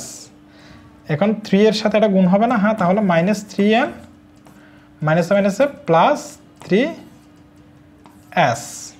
দেখো 8n minus 8s minus 3n minus মাইনাসে প্লাস 3 এর সাথে s গুণ করলে 3s, এখানে 8 আছে, সো 8কে দিয়ে 8 দিয়ে ভাগ দিলে তাহলে লসাগু 1 পাও। 8কে দিয়ে তুমি যখন এই হর দিয়ে যখন 8কে ভাগ দিবে তখন 1 পাবা, তাহলে লবের সাথে গুণ করলে সো 1 এটা থাকা যায় কথা, না থাকে একই কথা। এখন তুমি একটু দেখো 8n থেকে যদি 3n চলে যায় তাহলে আর থাকা হচ্ছে ভাইয়া 5n মাইনাস 8s থেকে যদি প্লাস 3x চলে যায়, এটা মাইনাস ওয়ালা এটা প্লাস ওয়ালা, তাহলে মাইনাসটা বড়, তাহলে মাইনাস 5s/8। এখন উপরে তুমি 5টা কমন নিতে পারো, আর থাকা হচ্ছে n মাইনাস s/8। তাহলে 5/8 ইন্টু n মাইনাস এস কোথায় আছে দেখো, 5/8 এখানেও আছে, 5/8 এখানেও আছে, 5/8 এখানেও আছে, এখানে আছে s মাইনাস n, এটি হবে না। 5/8 n প্লাস s, এটিও হবে না। 3/8 এটি তো কোনোভাবেই কাম্য নয়। 5/8 ইন্টু n মাইনাস s, তাহলে এই অপশনটা হচ্ছে কারেক্ট আনসার।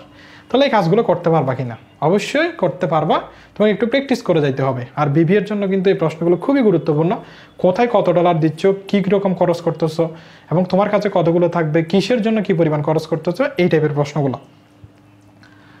দেখো 17 নম্বর যে প্রশ্নটি দিয়েছে, what is the summation of past 30 terms of the series, অর্থাৎ এই সিরিজের প্রথম 30টি পদের যোগফল কত। দেখো হোয়াট ইজ কি হয়, দ্য সামেশন যোগফল অফ পাস্ট 30 টার্ম, অর্থাৎ প্রথম 30টি পদের যোগফল কত অফ দ্য সিরিজ, এই সিরিজটা কত, 7 + 12 + 17 + ডট ডট। দেখো 7 + 12 + 17 প্লাস ডট ডট। এখন তোমাকে দেখতে হবে যে এই সিরিজ যেটি দেওয়া আছে এটিকে আমাদের সমান্তর দ্বারা নাকি গুণোত্তর দ্বারা, সমান্তর দ্বারা নাকি গুণোত্তর দ্বারা। দেখো সমান্তর যদি ধারা হইতো, কি হইতো ভাইয়া, সমান্তর যদি ধারা হইতো, এই সমান্তর ধারার ক্ষেত্রে আমাদের অন্তর সমান, কি সমান, অন্তর সমান।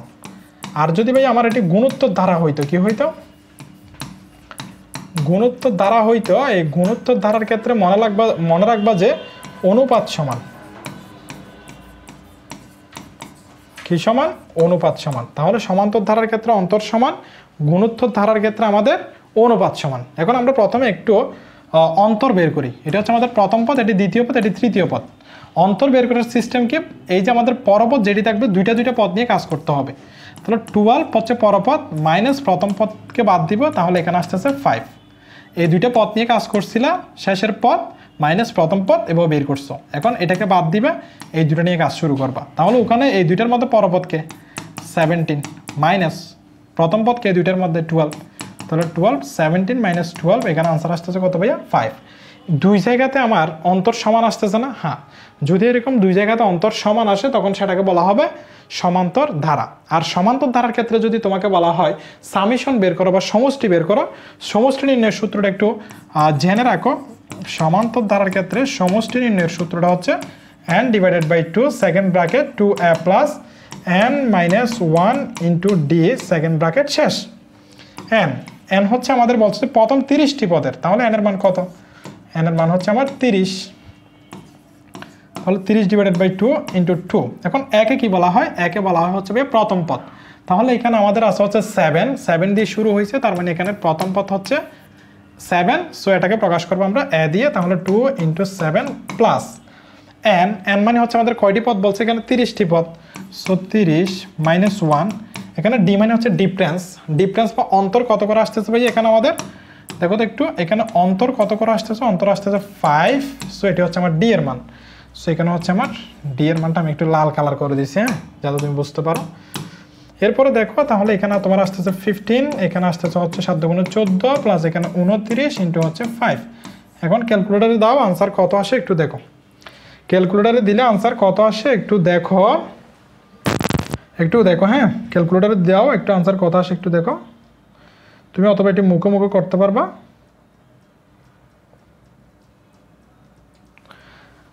কত আসে? তাহলে আমাদের আসা হচ্ছে 2385। তাহলে 2385 এখানে এ অপশনে রয়েছে। সো এ অপশনটা হচ্ছে আমাদের কারেক্ট আনসার, বুঝছো কথা? এরপরে 18 নম্বরটা দেখো, এখানে বলা হচ্ছে if 12% of X is 30% of 480 then X is. দেখো আমার ইজ বলতে কিন্তু সমান চলে আসতেছে, এটি তোমারও চলে আসবে যদি তুমি প্র্যাকটিস করো। ইফ 12% অফ এক্স অর্থাৎ এক্সের 12% ইজ হয় 30% অফ 480 অর্থাৎ 480 এর 30%, দেন এক্স ইজ অর্থাৎ এক্সের মানটা বের করতে হবে। তাহলে এক্সের মানটা বের করতে হলে তোমার কি বলছে? এক্সের 12% ইজ মানে বলছিলাম সমান 480 এর কত পার্সেন্ট? 480 এর 30%। ওকে, তাহলে এক্স এর মানে গুণ 12% মানে হচ্ছে 12 ডিভাইডেড বাই 100 ইকুয়াল 480 এর 30% মানে হচ্ছে 480 গুণন 30% মানে হচ্ছে 30 ডিভাইডেড বাই 100। এখানে 100 আছে, এখানে 100 আছে, সো ক্লোজ। এখানে আর আছে হচ্ছে 12x ইকুয়াল 480 ইন্টু হচ্ছে 30। সেখান থেকে এক্সট্রা বের করো, এক্সট্রা বের করলে এখানে থাকে হচ্ছে 480 ইন্টু 30। এক্সের পাশে এখানে 12টা গুণ অবস্থায় ছিল, এখানে গেলে ভাগ অবস্থায় হয়ে যাবে। কি হয়ে যাবে? ভাগ অবস্থায় হয়ে যাবে। গুণ অবস্থায় ছিল, এই জন্য কি হয়েছে ভাইয়া? ভাগ অবস্থায় হয়েছে। তাহলে আমার এখানে আনসারটা কত আসে একটু দেখো। আমার আনসারটা আসতেছে হচ্ছে আমাদের এক্সের মান হচ্ছে আমাদের 1200। সো ডি অপশন যেটি রয়েছে, ডি অপশনটা হচ্ছে আমাদের কারেক্ট আনসার। 19 নম্বরটা দেখো, x equal 2 to the power 7n এবং 2 টু দি পাওয়ার 7n হলে 16x ইকুয়াল হোয়াট? আচ্ছা, আমার 16x ইকুয়াল কত বের করতে হবে? তাহলে দেখো 16 ইন্টু এক্স এর মান কত? 2 to the power 7n। So 2 to the power কত? 7n। হ্যাঁ, আচ্ছা, এখন তো আমাকে এরকম কোনো কিছু দেওয়া নেই 16 টাইপের। সো 16কে এখন ভেঙে ফেলতে হবে, কার সাথে মিলে? 2 এর সাথে মিলাই। তাহলে 2 কয়টা গুণ করলে 16 পাও? দেখো তো, 2 ইন্টু 2 ইন্টু 2 ইন্টু 2, তাহলে 2 দুগুণে 4, 4 দুগুণে 8, 8 দুগুণে 16, কয়টা? 2, 4টা, তাহলে 2 টু দি পাওয়ার 4। হ্যাঁ, তাহলে দেখো equal 2 to the power 4 into 2 to the power 7n। তাহলে এখানে বৃত্তি 2, এখানে বৃত্তি 2, তাহলে একটা বৃত্তি নাও, তাহলে 8 টাকা হচ্ছে 4 প্লাস 7n। তাহলে এরকম কি আমার আছে 2 to the power 7n plus 4? হ্যাঁ, 2 to the power 7n plus 4 আছে, এটি হচ্ছে বি অপশনটা হচ্ছে আমার কারেক্ট আনসার। ওকে, এরপরে 20 নাম্বার, এটি হচ্ছে 2 to the power m plus 3 into 3 to the power 2m minus n into 5 to the power mn plus 3 into 6 to the power n plus 1 divided by 6 to the power m plus 1 into 10 to the power n plus 3 into 15 to the power m। যদি জাহাঙ্গীরনগর বিশ্ববিদ্যালয়ের ক্ষেত্রে তুমি ভর্তি পরীক্ষায় অংশগ্রহণ করতে চাও, তোমার জন্য এই প্রশ্নটি দেখে যাওয়া এবং এই প্রশ্নটি 10-12 অধিক সলভ করা ফরজে আইন। কি বলছি? ফরজে আইন, মানে তোমাকে অবশ্যই এটি পড়ে যাইতে হবে। কারণ এই প্রশ্নটি তুমি যদি প্রশ্ন ব্যাংক অ্যানালাইসিস করো, বিভিন্ন বছরে, অনেকগুলো বছরে এবং অনেকগুলো আমাদের যে এইচ, তারপর হচ্ছে কে, তার পরবর্তীতে অর্থাৎ যে সেটগুলো হয় বিভিন্ন সেটে তুমি এই প্রশ্নটা দেখতে পাবা। সো এই প্রশ্নটা তুমি অবশ্যই পড়ে যাবা। এই প্রশ্নটার ক্ষেত্রে তুমি দেখবা যে 2, 3, 5 এদেরকে ভাঙা যায় না, এদেরকে এই হিসেবে রাখবা। 6কে 2 × 3 হিসেবে ভাঙা যায়, এই 6কেও 2 × 3 হিসেবে ভাঙা যায়, এই 10কেও 2 × 3 হিসেবে ভাঙা যায়, এই 15কেও হচ্ছে 2 × 3 হিসেবে ভাঙা যায়। আমরা যেই আমাদের ইউনিক স্কুলের ইউটিউব চ্যানেল, এই ইউটিউব চ্যানেলে তোমরা যে জাহাঙ্গীরনগর বিশ্ববিদ্যালয়ের ইউনিটের কোয়েশ্চেন ব্যাংক সিরিজ যেটি দেখতে পাচ্ছ, এর আগের সেশনও তুমি দেখতে পাবা যে সাধারণত এইরকম একটি প্রশ্ন সলভ করানো হয়েছে। যদি আমি সলভ করাই দিচ্ছি, এটার আনসার কত আসবে সেটি তুমি মুখস্থ রাখবা। এই প্রশ্নটা কিন্তু করতে গেলে অনেক টাইম লাগবে তোমার। এটির তুমি আগের সেশন তুমি যেটা দেখে এসেছো সেখানে হচ্ছে এরকম একটা প্রশ্ন পেয়েছিলা। তবু দেখো, এটা আমি আবারও করাই দিচ্ছি, কিন্তু এই প্রশ্নটার আনসারটা তুমি মনে রেখে যাবা, কারণ হচ্ছে এখানে অনেকগুলো আমার যেহেতু টার্ম আসবে, সো আমার এখানে সময়টা বেশি লাগবে।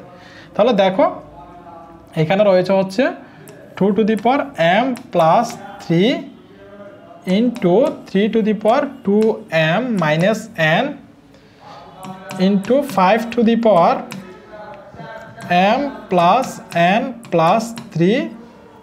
6কে আমি ভেঙে ফেলবো বলছি না, 6কে ভাঙবো আমি 3 × 2 আকারে। আমি মনে করি এটি দ্বিতীয় লাইন থেকে লিখতেছি n প্লাস 1। ওকে, নিচে আছে কি ভাইয়া? নিচে আছে হচ্ছে আমার 6 to the power m plus 1। তাহলে এটাকে ভেঙে ফেলবো 2 × 3 whole to the power m plus 1 into 10কেও ভেঙে ফেলবো 5 × 2 আকারে। 5 দুগুণ হচ্ছে 10 n প্লাস 3 ইন্টু 15কে ভেঙে ফেলবো 3 × 5 আকারে টু দি পাওয়ার m। ওকে, এখন যেহেতু দুইটির উপর পাওয়ার আছে, পাওয়ারগুলো আমরা আলাদা আলাদাভাবে দিয়ে দিব। পাওয়ারগুলো কি দিয়ে দিব? আলাদা আলাদাভাবে দিয়ে দিব। তাহলে দেখো, এখানে 2 আছে, এখানেও আচ্ছা আলাদা আলাদাভাবে দিয়ে দাও, একটা লাইন বেশি হলে সমস্যা নেই, তুমি বুঝতে হবে। 2 to the power m plus 3 into 3 to the power 2m minus n into 5 to the power m plus n plus 3 into 3-র উপর হচ্ছে আমার একবার n প্লাস 1 থাকবে, যদি একটু দেখা যাচ্ছে না মনে হচ্ছে, বাট ক্লিয়ার হয়ে যাবে, into 2 to the power n plus 1। Okay, নিচে এগুলো আলাদা আলাদাভাবে দিয়ে দাও। 2 to the power m plus 1 into 3 to the power m plus 1 into 5 to the power n plus 3 into 2 to the power n plus 3 into 3 to the power n into 5 to the power m। Oh sorry, এটা m ছিল না, এবার এটা একটু m করে নাও। এটা আমি 3 to the power n বলছি না, এটি 3 টু দি পাওয়ার m। ওকে, আচ্ছা, এখন তুমি এই 2 যেগুলো আছে এগুলা নিয়ে কাজ করে ফেলা একসাথে। 2 টু দি পাওয়ার, দেখো এখানে 2 to the power m plus 3 আছে, আমি একটু দাগান্বিত করে দিচ্ছি তোমাকে। দেখো, এখানে 2 to the power m plus 3 আছে, এখানে আছে 2 to the power n plus 1, আর এখানে আছে 9। সো তুমি 2গুলো এক পাশে নিয়ে আসো, 2গুলো কি এক পাশে নিয়ে আসবা। এখানে রয়েছে আমাদের 2 to the power m plus 3। যখন আমাদের বেস একই হবে, আমরা একটা বেস নিব, গুণের বেলায় কি হবে? যোগ, প্লাস n প্লাস 1, ভাগের বেলায় বিয়োগ, সো মাইনাস m মাইনাস 1। এখানে আছে হচ্ছে আমাদের, এখানেও 2 আছে, এখানেও 2 আছে, সো মাইনাস n মাইনাস 3। হ্যাঁ, এখানে একেবারে কাটাকাটি দিয়ে দাও, positive m negative m plus 3 minus 3 plus 1 minus 1 plus n minus n। তাহলে তোমার থাকতেছে এখানে 2 টু দি পাওয়ার 0 ইন্টু 2 এর কাজ করে ফেলছে। এখন 3 এর কাজ করো। 3 এর জন্য তুমি আমি কালো কালার করে দিচ্ছি, এটি 3, এরপর হচ্ছে এটি 3, এটি 3, এটি 3।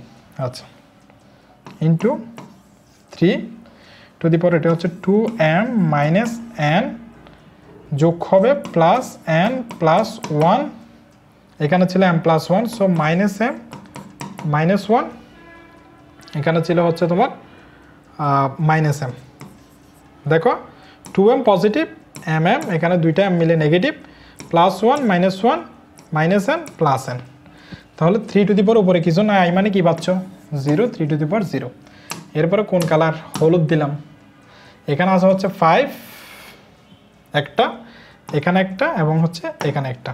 হলুদ দিলে তো ভালোভাবে দেখা যাচ্ছে না, আমি একটু এদিকে লাল দিয়ে করি, লাল দিয়ে করলে আশা করি দেখা যাবে। দেখো ইন্টু, আমি একটু নিচে লিখতেছি, করার কিছু নেই। 5 টু দি পাওয়ার, এখানে আছে হচ্ছে ভাইয়া m প্লাস n প্লাস 3, তুমি এটি উপরের লাইনে লিখে যাবা। এরপর এখানে আছে n প্লাস 3, সো এটি মাইনাস n মাইনাস 3। হ্যাঁ, এখানে আছে m, সো এটি হচ্ছে মাইনাস m।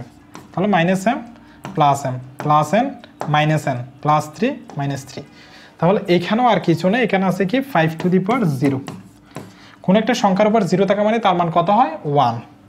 সো এটির মান হচ্ছে 1 ইন্টু এটির মান হচ্ছে 1 ইন্টু এটির মান হচ্ছে 1। তাহলে আনসার কত? আনসার হচ্ছে 1। তাহলে এটি মুখস্থ করে কি যাবা? 1 কত? 1, এটি 1 করে যাবা। এখানে কোনো একটা অপশনে 0 দিতে পারে, তুমি 0-র মধ্যে কনফিউশনে যাবা না, তুমি কতর মধ্যে যাবা? 1-এ যাবা। 1টা দিয়ে তুমি আনসার বের করবা। বুঝেছো কথা ভাইয়া? তাহলে 1টা দিয়ে কি করবা? আনসার বের করবা। দেখো 21 নম্বর প্রশ্নটি, a circular logo is enlarged to fit the lid of a jar. The new diameter is 50% larger than the original. By what percent has the area of the logo increased? দেখো এখানে বলা হয়েছে circular logo অর্থাৎ একটি বৃত্তাকার logo is enlarge বৃদ্ধি করা হয়েছে টু ফিট করতে the lid of a jar অর্থাৎ একটি বয়ামের ঢাকনা ফিট করতে একটি বৃত্তাকার লোগো কি করা হয়েছে? বৃদ্ধি করা হয়েছে। দ্য নিউ ডায়ামিটার মানে হচ্ছে নতুন ব্যাস। ডায়ামিটার মানে কি ভাইয়া? ডায়ামিটার মানে হচ্ছে আমার ব্যাস। দ্য নিউ ডায়ামিটার নতুন ব্যাস is 50% larger than the original অর্থাৎ অরিজিনাল যে আমাদের ব্যাসটা ছিল তার থেকে 50% বড় নতুন ব্যাসটা। এখন বলা হচ্ছে what percent has the area of the logo increase. এখানে বলা হচ্ছে যে আমাদের লোগোর ক্ষেত্রফলের বৃদ্ধি কত? By what percent has the area of the logo increase অর্থাৎ যে আমাদের বৃত্তাকার লোগোটা ছিল বৃত্তাকার লোগোর ক্ষেত্রফলের কত বৃদ্ধি হয়েছে। দেখো ক্ষেত্রফল বৃদ্ধি করতে হলে আমাকে আগে ব্যাস নিয়ে কাজ করতে হবে। দেখো এখানে একটি বৃত্তাকার লোগো বৃদ্ধি করা হয়েছিল কেন? To fit the lid of a jar অর্থাৎ একটি জারের বা একটি বয়ামের ঢাকনা ফিট করতে একটি বৃত্তাকার লোগো বৃদ্ধি করা হয়েছিল। আচ্ছা, এই বৃত্তাকার লোগোতে the new diameter is 50% larger than the original অর্থাৎ অরিজিনাল যেটা ছিল তার থেকে 50% ব্যাস বড়, নতুন যেটা আছে এই নতুনটার ব্যাস। দেখো তাহলে আমাদের এটি হচ্ছে মনে করো এটি হচ্ছে পুরাতন, আর এটি হচ্ছে আমার নতুন। ঠিক আছে, ব্যাস মানে আমরা কত জানি? এটি হচ্ছে মনে করো হচ্ছে আমাদের কেন্দ্র, এটি হচ্ছে এই বৃত্তের কেন্দ্র। ব্যাস মানে এতটুকু এবং এখানে ব্যাস মানে এতটুকু।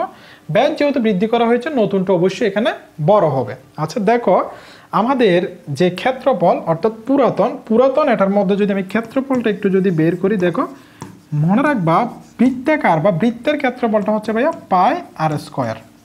হ্যাঁ, নতুনের ক্ষেত্রেও কি ক্ষেত্রফল পরিবর্তন হবে? মান পরিবর্তন হইতে পারে বাট সূত্র তো পরিবর্তন হবে না, এখানে হচ্ছে পাই আর স্কয়ার। আচ্ছা এখন এই যে পাই আর স্কয়ার, এখানে পাই মানে পাই আর মানে হচ্ছে ব্যাসার্ধ। দেখো এখানে অরিজিনাল যেটা ছিল তার চেয়ে 50% বৃদ্ধি পেয়েছে। আমি তোমাদেরকে বারবার বলি শতকরা টাইপের যে ম্যাথগুলো থাকবে পার্সেন্টেজে সেখানে তুমি 100% ধরে নিবা কোনো কিছু ধরে নেওয়ার ক্ষেত্রে। এখানে বলা হচ্ছে দ্য নিউ ডায়ামিটার অর্থাৎ নতুন ব্যাস is 50% larger than the original অর্থাৎ যেটি অরিজিনাল আমাদের ব্যাস ছিল তার থেকে 50% কি করা হয়েছে? বৃদ্ধি করা হয়েছে। তাহলে আমার অরিজিনাল যেটা ছিল সেটা পুরাতন না? হ্যাঁ, পুরাতনের ব্যাস আমি ধরে নিচ্ছি হচ্ছে কত ভাইয়া? পুরাতনের ব্যাস আমি ধরে নিচ্ছি হচ্ছে 100। হ্যাঁ 100%। ওকে, এখন তাহলে পুরাতনের ব্যাসার্ধটা কত হবে? ব্যাসার্ধটা হবে হচ্ছে 100% ডিভাইডেড বাই হচ্ছে 2 অর্থাৎ হবে আমার 50%। হ্যাঁ কত ভাইয়া? 50%। ওকে, 100% ডিভাইডেড বাই 2 ব্যাসার্ধ কি? এই যে আমার এতটুকু হচ্ছে এটি ব্যাসার্ধ, এতটুকু হচ্ছে ব্যাসার্ধ, আর যদি তুমি সম্পূর্ণটা নিয়ে নাও তখন হয়ে যাবে কিন্তু কি ব্যাস। আর এই যে ব্যাসের অর্ধেক, এই যে ব্যাসের অর্ধেক এতটুকু হচ্ছে আমার কি ব্যাসার্ধ। এই যে মনে করো এদিকে অর্ধেক দিতে পারো বা এদিকে অর্ধেক দিতে পারো, তখন এই যে এতটুকু, এই যে আমি নিচে একটু দেখো এই যে এতটুকু হচ্ছে ব্যাসার্ধ। হ্যাঁ, এই যে কালো করা অর্ধেক ব্যাসার্ধ আর সম্পূর্ণটা হইলে হচ্ছে আমাদের ব্যাস। অথবা সেটাও যদি তোমার মনে না থাকে, মনে রাখবা যে ব্যাস সমান হচ্ছে 2r অর্থাৎ ব্যাসার্ধের দ্বিগুণ। এই যে একটা ব্যাসার্ধ একটা ব্যাসার্ধ 2r একটা ব্যাসার্ধ আর দুইটা মিলে হচ্ছে 2r। আর যদি আমাদের ব্যাসার্ধ হয় সেক্ষেত্রে হচ্ছে r, অর্থাৎ ব্যাসার্ধ হচ্ছে আমাদের অর্ধেক, মানে ব্যাসের এতটুকু ব্যাসার্ধ আর এতটুকু ব্যাসার্ধ আর দুইটা আর হলে তখন এটা ব্যাস হয়ে যাবে। তার মানে এই যে পয়েন্ট থেকে আমার বি পয়েন্ট, এটা হচ্ছে ব্যাস, এটা কি ব্যাস, এ পয়েন্ট থেকে বি পয়েন্ট যেটি আছে এটি হচ্ছে ব্যাস। আর ব্যাসার্ধটা হচ্ছে মনে করো এখানে মনে করো ও পয়েন্ট আছে, এ থেকে ও পয়েন্ট বরাবর এটি হচ্ছে আমাদের ব্যাসার্ধ। ব্যাসার্ধ আর ব্যাসার্ধের দ্বিগুণ হচ্ছে আমাদের ব্যাস। এই জন্য দেখো ব্যাস ছিল আমার 2r, এখান থেকে আমি ব্যাসার্ধ আর বের করেছি, সো 2 দ্বারা ভাগ দিয়েছি। পুরাতনের ব্যাস ছিল আমাদের 100% আমি ধরেছি, কারণ আমার যেটি অরিজিনালটার ব্যাসটা দেওয়া নাই, সো অরিজিনালটা আমাকে ধরতে হয়েছে। এটা 100% ধরেছি, ব্যাসার্ধ এখানে 50% এসেছে। তাহলে একটু দেখো এখানে পাই থাকুক, এখানে তুমি 50%, অর্থাৎ এটি আর এর মান এতটুকু তুমি নিয়েছো। এরপরে নতুন যেটা আছে দেখো নতুন, এখন তাহলে নতুনের ব্যাস কত হবে একটু আমাকে বলো তো ভাইয়া। নতুনের ব্যাস হচ্ছে পুরাতনের চেয়ে আমাদের 50% বেশি। পুরাতন 100% ছিল, তার চেয়ে কত পার্সেন্ট বেশি? 50% বেশি। তাহলে এটি হবে 150%। এটা কি ব্যাস। তাহলে ব্যাসার্ধ হইতে হলে কি করতে হয়? ব্যাসার্ধ হইতে হলে ভাইয়া 2 দ্বারা ভাগ দিতে হয়। তাহলে 150% ডিভাইডেড বাই 2, তাহলে এখানে আসতেছে তোমার 75%। ওকে। তাহলে এখানে পুরাতনের আমাদের ক্ষেত্রফল ছিল হচ্ছে আমাদের পাই আর স্কয়ার, অর্থাৎ পাই ইন্টু 50 স্কয়ার। আর নতুনের ক্ষেত্রে ক্ষেত্রফলটা হবে পাই ইন্টু 75 স্কয়ার। ওকে, দেখো যদি আমার একটি পুরাতন থাকে, একটি যদি নতুন থাকে, দুইটা যদি আমার ক্ষেত্রফল হয়, ক্ষেত্রফল বৃদ্ধি, ওই ক্ষেত্রফল বৃদ্ধিটা কত হয়? এখানে বলা হচ্ছে by what percent has the area of the logo increase, অর্থাৎ যেই লঘুটা ছিল এই লঘুটার ক্ষেত্রফল বৃদ্ধি কত, কোথায় আছে? পার্সেন্টেজে। তার মানে এটা শতকরা বৃদ্ধির যে সূত্র আছে ওটা দিয়ে করতে হবে। সো তুমি শতকরা বৃদ্ধির সূত্রটা কি জানো একটু বলো তো আমাকে। তুমি জানো শতকরা বৃদ্ধির সূত্রটা নতুন মাইনাস পুরাতন ডিভাইডেড বাই, দেখো নতুন মাইনাস পুরাতন ডিভাইডেড বাই হচ্ছে ভাই আমার পুরাতন ইন্টু হচ্ছে আমার 100%। এটা ওকে, আমি একটু এদিকে দিই। এখানে আমার নতুন কত আছে? আমার নতুন আছে হচ্ছে আমাদের 5 ইন্টু 75 স্কয়ার, অর্থাৎ আর স্কয়ার, মাইনাস পুরাতন কত আছে? পুরাতন হচ্ছে এটা 5 ইন্টু 50 স্কয়ার ডিভাইডেড বাই, এখানে পুরাতন কত ছিল? পুরাতন ছিল হচ্ছে পাই ইন্টু 50 স্কয়ার ইন্টু হচ্ছে আমার 100। হ্যাঁ, ওকে। এখন আমি কোথায় লিখবো তোমরা বলো, ওটা একটু স্ক্রিনশট নিয়ে নাও, অথবা তোমরা, আমি আশা করতেছি এখন হচ্ছে তোমরা নোট করে ফেলেছো। সো আমি এইদিকেটা একটু মুছে দিচ্ছি। দেখো আমি একটু এদিকে মুছে দিচ্ছি, এটা তো তুলে ফেলেছো, অথবা এটি হচ্ছে তুমি এখন জানো কিভাবে করতে হবে। যদি পার্সেন্টেজে থাকে সেক্ষেত্রে তুমি 100% ধরে নিবা। হ্যাঁ,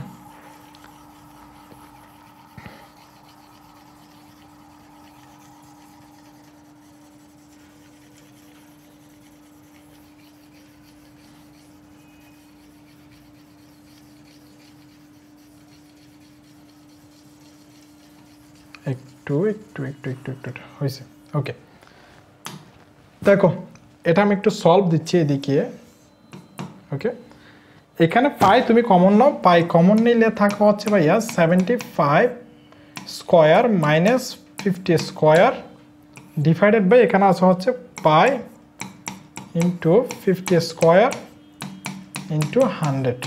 ওকে, এখন এই পাই বাদ, তাহলে 75 স্কয়ার থেকে তুমি হচ্ছে 50 স্কয়ার বাদ দাও, কত থাকে আমাকে একটু জানাও তো। এখানে হচ্ছে আমাদের 75 স্কয়ার মাইনাস 50 স্কয়ার, তাহলে এখানে থাকা হচ্ছে 3125, এখানে হচ্ছে 100, আর এখানে থাকতে হচ্ছে তোমার 25, 00, এই 0 কাটা, এই 0 কাটা, তাহলে ডিভাইডেড বাই 25 দিয়ে করলে হচ্ছে আনসার কত আসবে? আনসার হচ্ছে 125। আনসার কত? আনসার হচ্ছে 125। সো সি যে অপশনটা রয়েছে সি অপশনটা হচ্ছে তোমার কারেক্ট আনসার। বুঝে গেছে? 125টা হচ্ছে আমার কারেক্ট আনসার। এরপরে দেখো, ইফ 120 কয়েন্স অফ 25 পয়সা অ্যান্ড 50 পয়সা together make 35 taka, then what are the total coins of 25 paisa. তোমাকে বলা হচ্ছে যদি 120টা কয়েন কাদের সমন্বয়ে গঠিত হয়েছে, অফ 25 পয়সা অ্যান্ড 55 পয়সা, অর্থাৎ 25 পয়সা কি ভাইয়া, 25 পয়সা এবং আরেকটা হচ্ছে 50 পয়সা ছিল এখানে। দেখো এখানে বলা হচ্ছে ইফ 120 কয়েন্স অফ 25 পয়সা অ্যান্ড 50 পয়সা, অর্থাৎ 25 পয়সা এবং 50 পয়সার দ্বারা 125 এবং 50 পয়সার একত্রে 120টা কয়েন আছে এবং তারা মিলে 35 টাকা তৈরি করে, অর্থাৎ তাদের যে পয়সাগুলো ছিল এই পয়সাগুলো যদি তুমি সমষ্টি করো তাহলে 35 টাকা পাবা। এরপর বলা হচ্ছে দেন তারপর what are the total coins of 25 পয়সা। এখানে যে 120টা কয়েন ছিল, 120টা কয়েনের মধ্যে যে 25 পয়সা ছিল, এখানে কয়টি 25 পয়সা ছিল? দেখো এখানে বলা হচ্ছে what are the total coins of 25 পয়সা, অর্থাৎ 25 পয়সার কয়টি কয়েন ছিল। আমরা কি 25 পয়সার কয়টি কয়েন ছিল জানি না। সো ধরে নিচ্ছি, ধরি 25 পয়সার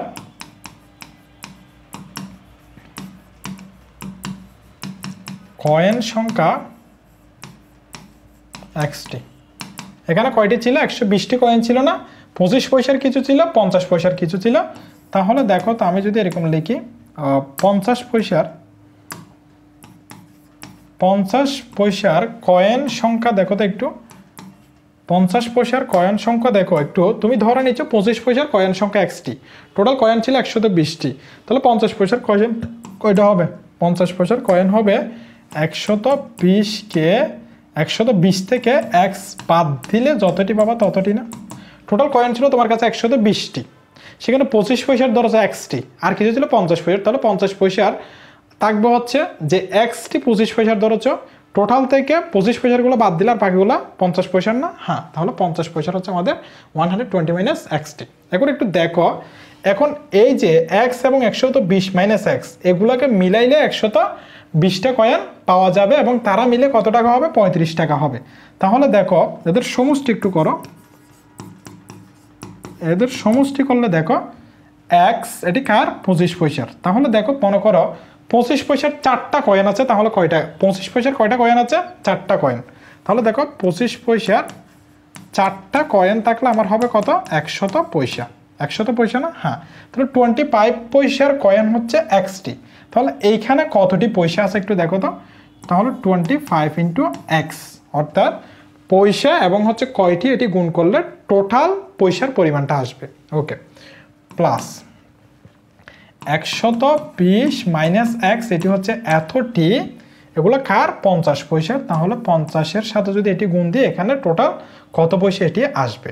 আচ্ছা, এখন কত পয়সা এটি আসছে ঠিক আছে, কিন্তু আমার যে মোট টাকাটা দেওয়া আছে এটি 35 টাকায়।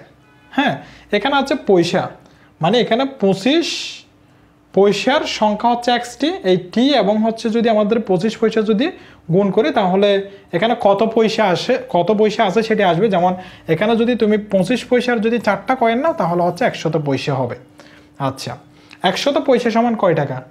1 টাকা। তাহলে কি দিয়ে ভাগ দিতে হচ্ছে? 100 দিয়ে ভাগ দিলে তুমি টাকার পরিমাণ পেয়ে যাচ্ছ। তাহলে 25x divided by 100 plus 50 into 120 minus x divided by 100। এখন কিন্তু এখানে যেই পয়সার পরিমাণ ছিল এটা টাকাতে চলে আসছে, এখানেও যা পয়সার পরিমাণ ছিল এটি টাকাতে চলে আসছে 100 দিয়ে ভাগ দেওয়ার কারণে। এই 25 পয়সার মধ্যে কতগুলো টাকা ছিল, 50 পয়সার মধ্যে কতগুলো টাকা ছিল, সবগুলো মিলে কত হয় বলছে। দেখো, ইফ 120 কয়েন্স অফ 25 পয়সা অ্যান্ড 55 পয়সা টুগেদার মেক 35 টাকা, এই দুইটা মিলে হচ্ছে আমাদের 35 টাকা হয়। তাহলে এইদিকেও টাকা, এইদিকেও টাকা, এখন মিলছে। কিন্তু বাট উপরের লাইনে যদি তুমি ইকুয়াল 35 লিখতে হইতো না, আমরা এটা লিখবো শর্ত মতে দিয়ে। ওকে, এখন এখানে 100 লসাগু নাও, 100 লসাগু নিলে এখানে থাকা হচ্ছে ভাই 25x প্লাস 50-এর সাথে 120 গুণ করো, 50-এর সাথে 120 গুণ করলে কত হয়? 50-এর সাথে 120 গুণ করলে মেবি হচ্ছে 6000 না? হ্যাঁ, তাহলে 6000, এরপরে প্লাস মাইনাস মাইনাস 50-এর সাথে x গুণ করলে 50x, অর্থাৎ 50-এর সাথে একবার এটা গুণ, 50-এর সাথে x গুণ, ইকুয়াল হচ্ছে কত? ইকুয়াল হচ্ছে আমার 35। ওকে, এখন একটু দেখো 25x থেকে যদি 50x চলে যায়, মানে নিচে আরেকটা লাইন করো বা দিয়ে 25x থেকে যদি 50x চলে যায়, বা হচ্ছে এটার নিচে মনে মনে 1 আছে আর গুণ করে দিতে পারা হবে, এটার সাথে এটা গুণ, এটার সাথে এটা গুণ। হ্যাঁ, 100 এর সাথে 35 গুণ, 25x থেকে 50x চলে গেলে আরও থাকবে -25x প্লাস 6000 ইকুয়াল 100 এর সাথে যদি তুমি 35 গুণ করো তাহলে এটি হচ্ছে 3500। ওকে, এখন তুমি কিসের মান বের করবা? 50 পয়সার কয়েন সংখ্যা কত? দেখো, what are the total coins of 25 পয়সা, অর্থাৎ 25 পয়সার কতটি কয়েন ছিল। আচ্ছা, এখন x এর মান বের করতে হলে আমাকে 25 এটাকে সরাই ফেলতে হবে। আমি একটু এই দিকে লিখতেছি, দেখো -25x ইকুয়াল, এখানে আছে আমাদের 3500 প্লাস 6000টা আমি এদিকে নিয়ে আসবো, তাহলে এটা হচ্ছে -6000। তাহলে -25x ইকুয়াল, এখানে হচ্ছে 3500, এখানে হচ্ছে 6000, তাহলে এদিকে থাকবে হচ্ছে -2500। তাহলে এই মাইনাস বাদ, তাহলে আমার আর থাকতেছে 25x ইকুয়াল হচ্ছে 2500। তাহলে x ইকুয়াল থাকতেছে হচ্ছে 2500 ডিভাইডেড বাই হচ্ছে 25, তাহলে x ইকুয়াল থাকতেছে কত? 100। সো আমাদের টোটাল কয়েন্স অফ 25 পয়সা কত হবে? এই অপশনটি রয়েছে, এটি হচ্ছে আমাদের 100 পয়সা। ওকে, এরপরে দেখো, এ ভেন্ডর অর্থাৎ একজন বিক্রেতা সেলস বিক্রয় করে 60% অফ অ্যাপলস, অর্থাৎ আপেলের 60% বিক্রয় করে। He had and throws away 15% of the remainder. দেখো, একজন বিক্রেতা 60% আপেল বিক্রি করে এবং তারপরে তার যা তাকে অ্যান্ড থ্রস অ্যাওয়ে অর্থাৎ পথে ফেলে দেয় 15% অফ দ্য রিমাইন্ডার। রিমাইন্ডার মানে অবশিষ্ট যা ছিল, অর্থাৎ অবশিষ্টের 15% কোথায় ফেলে দেয়?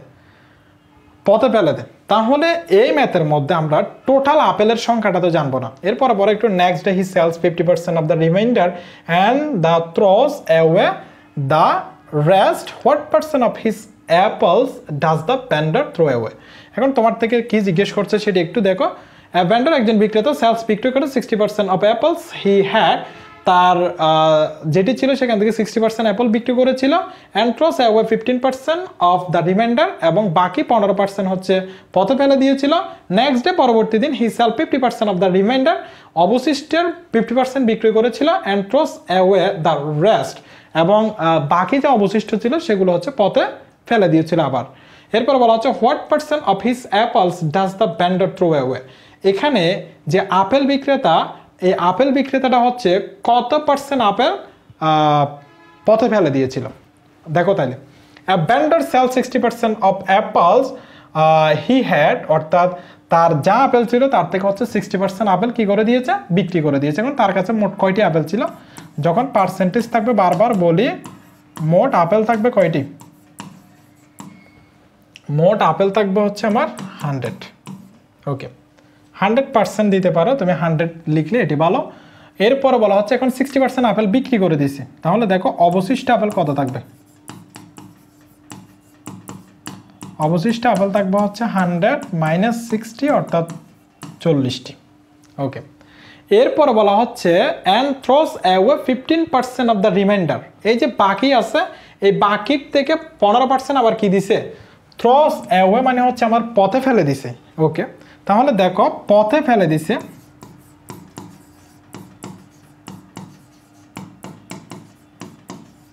পথে ফেলে দিছে কত? পথে ফেলে দিছে হচ্ছে আমাদের 15%, অর্থাৎ যে আমাদের বাকি আছে বাকির 15% ফেলে দিছে। আমাদের এটি কত আছে? 40 আছে না? এই 40 থেকে ফেলে দিছে 40 এর আচ্ছা পথে ফেলে দিছে 40 থেকে, এটা অবশিষ্ট থাকবে জানো। আমি যদি পথে ফেলে দিই, যদি বলি শুধু দেখো পথে ফেলে দিবে যে কত?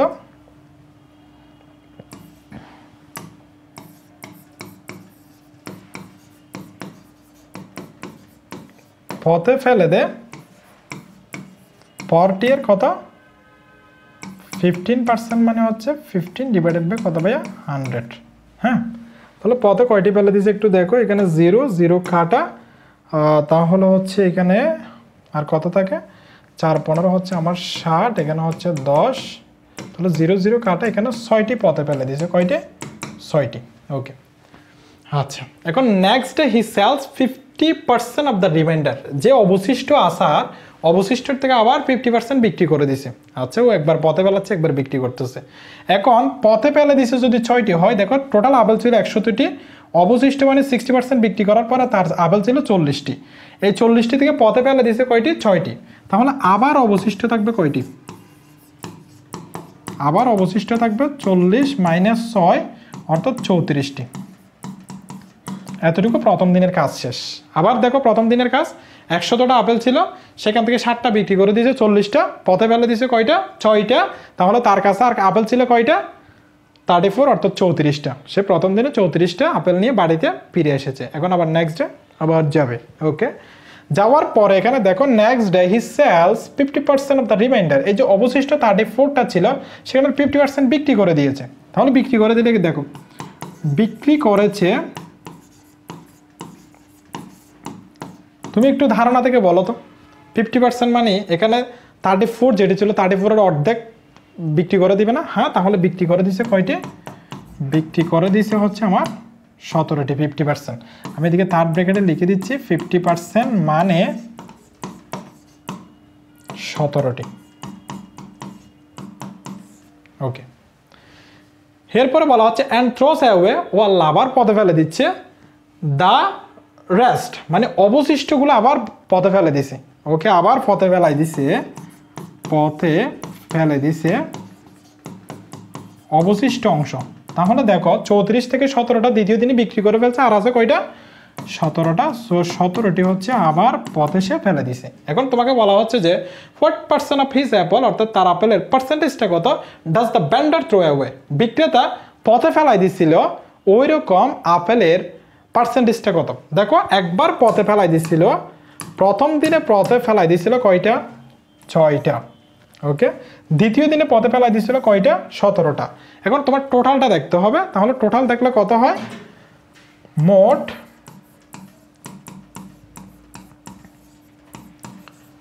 পথে ফেলে দিছে 17 প্লাস 6 অর্থাৎ ইকুয়াল 23টি। বুঝতে পারছি কথা? তাহলে যে বি অপশনটা রয়েছে, বি অপশনটা হচ্ছে ভাই কি কারেক্ট আনসার। ওকে, এরপরে দেখো, এরপরে বলা হচ্ছে the speed of 100 metre length train is 48 kilometre per hour. আচ্ছা, একটি দেখো 100 মিটার লেন্থের ট্রেনের, দেখো 100 মিটার দৈর্ঘ্যের একটি ট্রেনের স্পিড গতিবেগ কত 48 কিলোমিটার পার আওয়ার। আচ্ছা, if the train crosses a bridge in 30 second, যদি একটি ট্রেন 30 সেকেন্ড একটি ব্রিজ অতিক্রম করে, then what is the length of the bridge, ওই ব্রিজের দৈর্ঘ্যটা কত ছিল।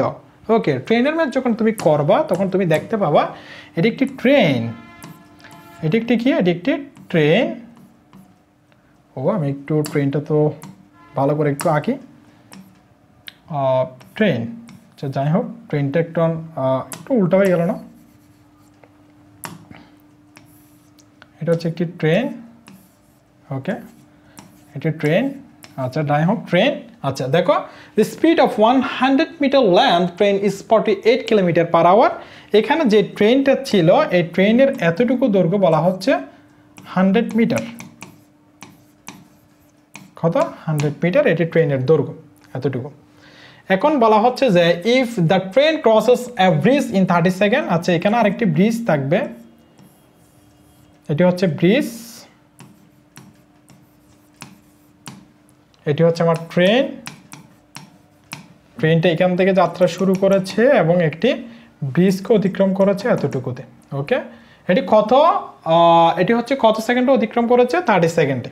তার মানে সে ব্রিজ এখান থেকে এইখানে এসে আবার এইখানে বর্তমানে ট্রেনটা আছে। অতিক্রম করা মানে হচ্ছে এটা অতিক্রম করে ফেলেছে সম্পূর্ণ, এখন ব্রিজের ওই পাশে আছে ট্রেনটা। সো এখানে সময় লাগছিল 30 সেকেন্ড এবং সে এতক্ষণ পর্যন্ত যে ট্রেনটা চালিয়েছিল চালক এই কত কিলোমিটার পার আওয়ারে 48 কিলোমিটার পার আওয়ারে। তাহলে আমার এটি সময় দেওয়া আছে, সময় হচ্ছে সে 30 সেকেন্ডে ট্রেনটাকে এখান থেকে অতিক্রম করে ব্রিজটাকে অতিক্রম করে এখানে নিয়ে গেছে, এবং এখানে যেটি ব্যাগ দেওয়া আছে এই ব্যাগটা হচ্ছে 48 কিলোমিটার পার আওয়ার, 48 কি কিলোমিটার পার ঘন্টা। যেহেতু তোমার এখানে সেকেন্ড আছে এখানে ঘন্টা আছে, সো এইটাকে তুমি মিটার পার সেকেন্ডে পরিণত করে দিতে পারো। মিটার পার সেকেন্ডে পরিণত করলে 48 ইন্টু 5 ইন্টু 18 দিয়ে হচ্ছে আমাদেরকে গুণ দিতে হবে, 5/18 দিয়ে গুণ দিতে হবে। যদি মিটার পার সেকেন্ড আছে 5/18, আবার যদি এখানে মিটার পার সেকেন্ড থাকতো কিলোমিটার পার ঘন্টাতে যাইতো তখন 18টা উপরে উঠতো 5টা নিচে যাইতো। হ্যাঁ, এগুলো বেসিক ক্লাসে পেয়ে যাবা। সো তাহলে হচ্ছে আমাদের এখানে কত হয় একটু দেখো তো, 48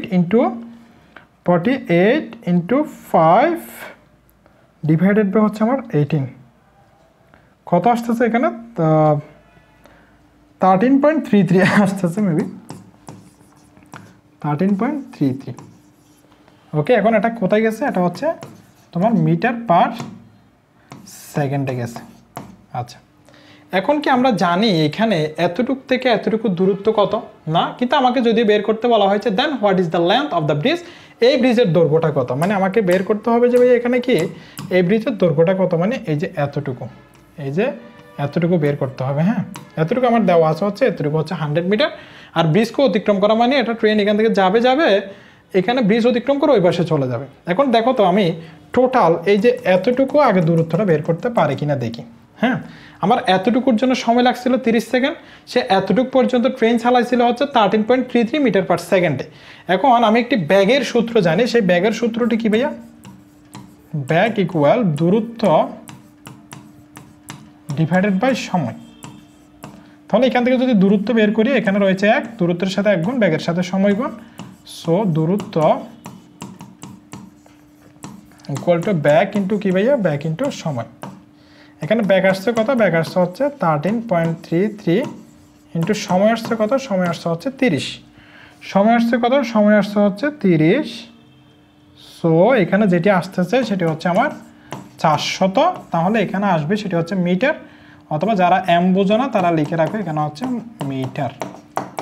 হ্যাঁ, তাহলে দূরত্বটা কত, 400 মিটার। আমি এটা সম্পূর্ণর জন্য 30 সেকেন্ড সময় লাগছিল।